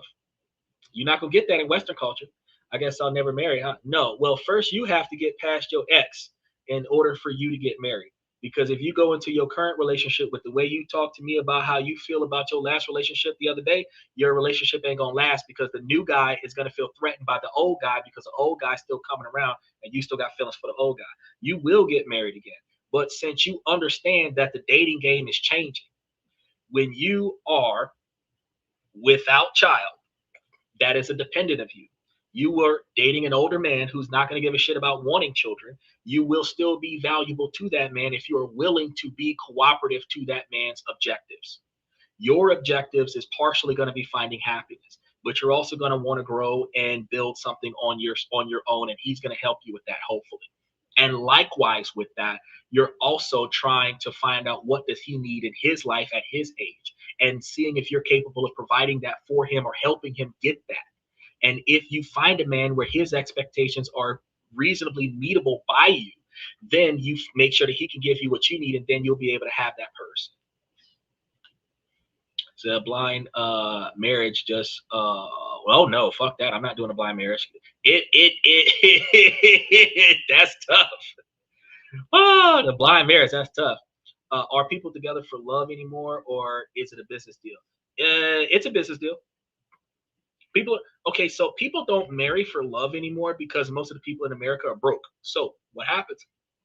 What happens is we shack up with somebody that covers the other half of the bills, which is why statistically in America, women are willing to go 50-50 because I'm willing to pay for half of the bills. Not because it works in a relationship. We find a person who can subsidize our standard of living. We sleep with that person on a regular basis. We turn that into a relationship. We end up with kids. We stay together for the sake of the kids. The kids are 18. We've been together for 20 years. That's a relationship. It was a business transaction. I was too poor to live on my own. You were too poor to live on your own. We moved into the same apartment together. We had kids together. We built a life together because we had no other choice financially. We learned to love each other, or at least we learned to tolerate each other. And that's the reason why we have a little bit of a toxic relationship. But we're used to that toxic relationship because our parents did the same thing. So we just stick with it. We tell ourselves, I'm in it for the kids. I'm tolerating this toxic behavior. I'm tolerating this abuse because of the kids. But that's not why you're tolerating it. You're tolerating it because that's all you know. So if people were in it for love, because love is a choice, okay? If people were in it for the love, women would not have the criteria that a man has to make $100,000 a year to be a qualifiable man for me. If a woman was in it for love, he would have to be nice. He would have to be charming. He would have to be respectful. That's it. His income wouldn't matter if she was in it for love. His house wouldn't matter if he was in it for love. His G-Wagon wouldn't matter if he was in it. A woman making $75,000 a year could date a homeless man if it was about love. A homeless, unemployed man if it was about love. But if a man has to have a certain type of career, he has to have a certain status in his career. He has to have a certain income. The relationship is not about fundamentally the woman's fault, because from the man's perspective, it's going to be about sex. So fundamentally, from a woman's perspective, it's going to be a financial transaction, because if he makes enough money, he qualifies for it. That's a business deal in and of itself. You're actually, the way women treat dating, you're looking for an angel investor that is a silent partner that will give you 100% of what you're looking for to subsidize your dream and not give you any instructions. That's what women are looking for. And that's a business transaction.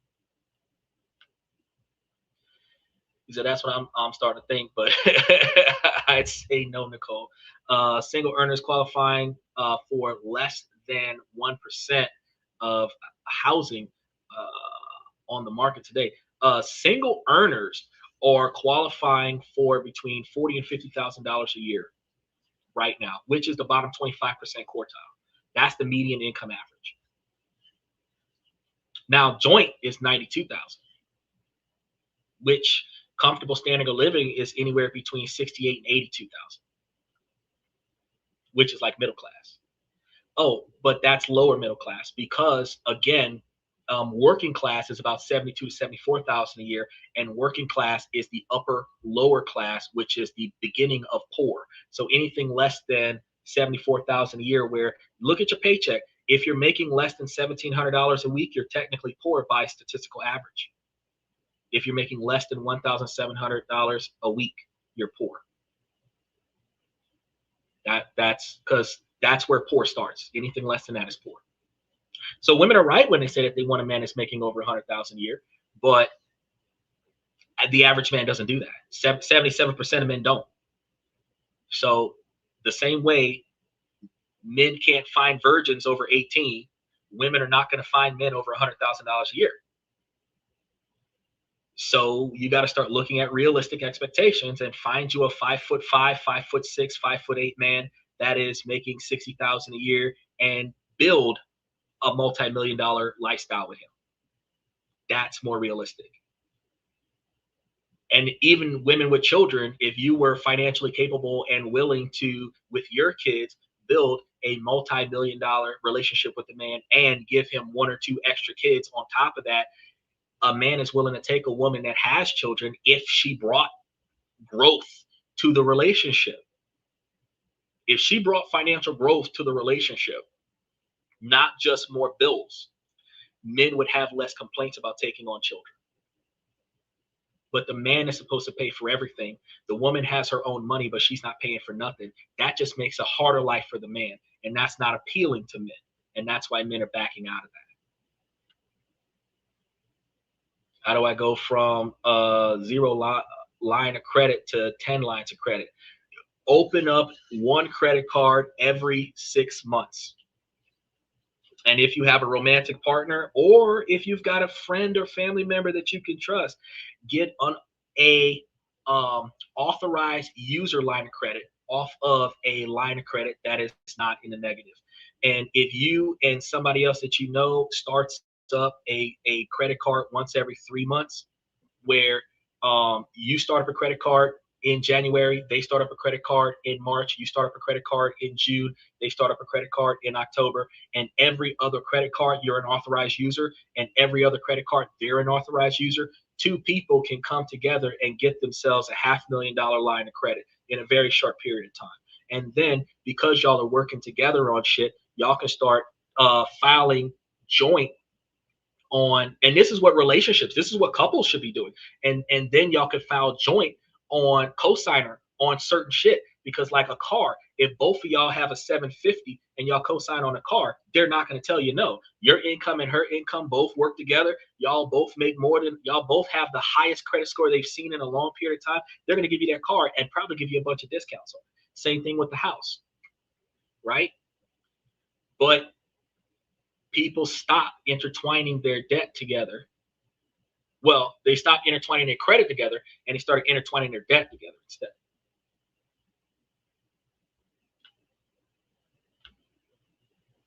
Now I understand the rise in gay relationships. Oh, honestly, honest to God, the rise in gay relationships is not because of women. The rise in gay relationships is going to be partially because the boys were touched by the wrong adult when they were boys. They're going to say that it was a choice, but it's not. They just accepted it. Then you're also going to have the scenario where two men can come together financially and make more money than two women, because women are not thinking about their future. They're thinking about right now, I look good. But women are not thinking about in 40 years, when I have no more hair on top of my head and my breasts are sinking below my knees, that I'm still financially stable. Because right now, while you're cute, men are subsidizing more than half of your income and paying for all of your entertainment. But when you stop being attractive, less men are giving you less stuff, and you have to put more effort into getting what you need. And that's when it's going to be harder for you to make that lifestyle that you're used to sustain itself. But for men, two men coming together, that's a fiscally responsible deal. Because men don't buy clothes for themselves. Men don't buy a lot of stuff for themselves. They'll wear the same clothes at 48 that they were wearing when they were 18 because it still fit. And all the money that they don't need, they're more than willing to invest it instead of hanging out and traveling the world and keeping up with the Joneses and this, that, and the third, because in the long term, they would be able to buy those yachts, buy those big houses, buy a house in different countries around the world, because they made it multi-million-dollar status first, and then they started spending money. Women are spending money every time you get paid, and then in 20 years, 30 years, 40 years, you still don't got shit. You've been in a relationship 5 years, and you walked out of that relationship with a bunch of stuff. You didn't walk out of that relationship with a 401k, a Roth IRA, a $250,000 worth of stocks. You walked out of it with a bunch of stuff. At best, you got a house and a car. At worst, all you got was the clothes on your back and the shit he bought you. But nowhere in there does a woman go into a relationship and then come out of that relationship with $100,000 worth of assets that she built up, because women spend money. That's all you do is spend money by choice. And then the pink tax, the guys are going to take it over. He's going to spend the money for you. That's why gay relationships are going to rise. And then the conflict that women have. Think about this. A woman-woman relationship has more separations and more conflict and more divorces than a man-man relationship and a man-woman relationship. So when you take the men out of the dynamic, two women in a relationship have the same complaints that a man has in a relationship with a woman. So when you take the men out of the equation, who is the problem? I'm sorry, you brought it up. I wasn't gonna go there. All right, my dog is getting on my nerves. What I'm gonna have to do, I'm gonna have to wrap things up today. The ones I didn't get to today, I'm gonna have to get to next week. I'm gonna start off by saying, ladies, as long as the situation doesn't make sense, I'm gonna keep asking you ladies to make it make sense. So ladies, please make it make sense. I really appreciate y'all for coming to the show. Special shout out to Cody, Nicole, Claudia, Mike, Jolyn. I really appreciate y'all for stopping by and dropping in. Please come by tomorrow because we got some shit that we're going to be talking about tomorrow as far as where our money's going to be going. And we've got educational shows every night of the week because this isn't a red pill, blue pill, black pill podcast. I literally put forth effort into providing you guys with the information to help you become higher value men as well as higher value women by finding the things in your lives that you don't like that is inside of your control to change. So that after you put forth the effort to change that, then you can navigate around the things in your life that you can't change. And you will ultimately have a better life. But by changing the way that you make decisions in your personal life, you save and make more money. Then by changing the way you handle yourself in your professional life, you can earn more money. And then by putting those two together, you have a better financial standard. Because once you separate yourself from living paycheck to paycheck and start having financial security, you stop having stress in your life when you're single, which makes you more attractive to find somebody that's financially stable. When you are financially struggling, you're going to dive into a relationship with a way to help cover your expenses. But now out of desperation, you're getting into a bad relationship. It's better for you to have your financial status set up where you are comfortable enough to stay single long enough to find a person that's going to match you. Because this is one thing I want to give you, ladies, the idea that you need to think about. The man that is good for you, the man that is on your level, that is willing and capable of doing for you the exact same thing that you can do for yourself. If you are finding a man that is doing more for you than you are capable of doing for yourself, y'all are not equal. Y'all are not on the same plane. He is socially and financially better than you are. And I know women from a hypergamy theory look for a man that can elevate her life. But technically, he has elevated your life because he is willing and capable and taking your current responsibility off of your plate. So when you was a do-it-for-yourself alpha boss lady, now you got a man doing that exact same stuff for you, which takes that stress off your plate and allows you to focus your attention on growth. That's when you have an equal.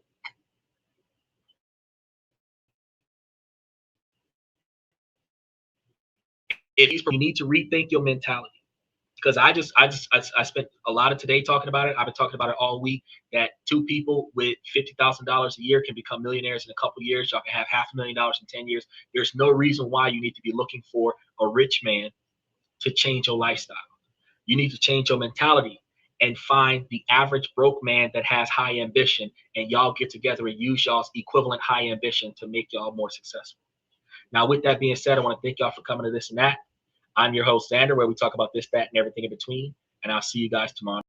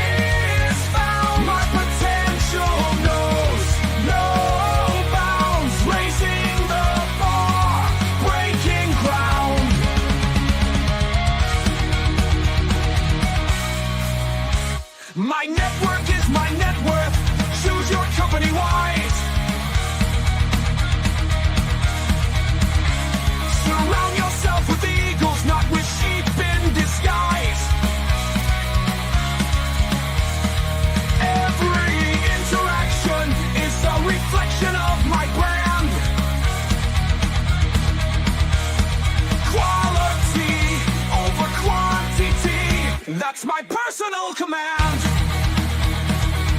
I'm not mounted on higher ground where excellence is found. My potential knows no bounds, raising the bar, breaking ground.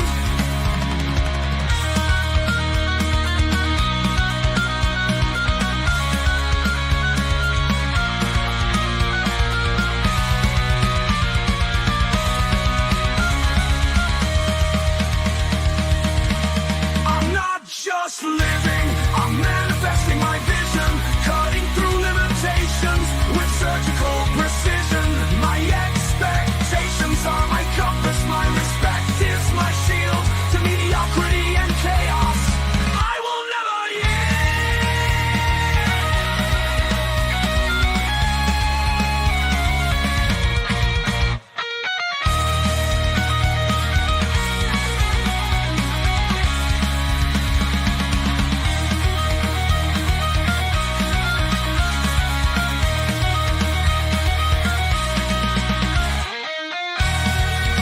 I'm not just living, I'm manifesting my vision, cutting through limitations with surgical precision. My expectations are my compass, my respect is my shield to mediocrity and chaos.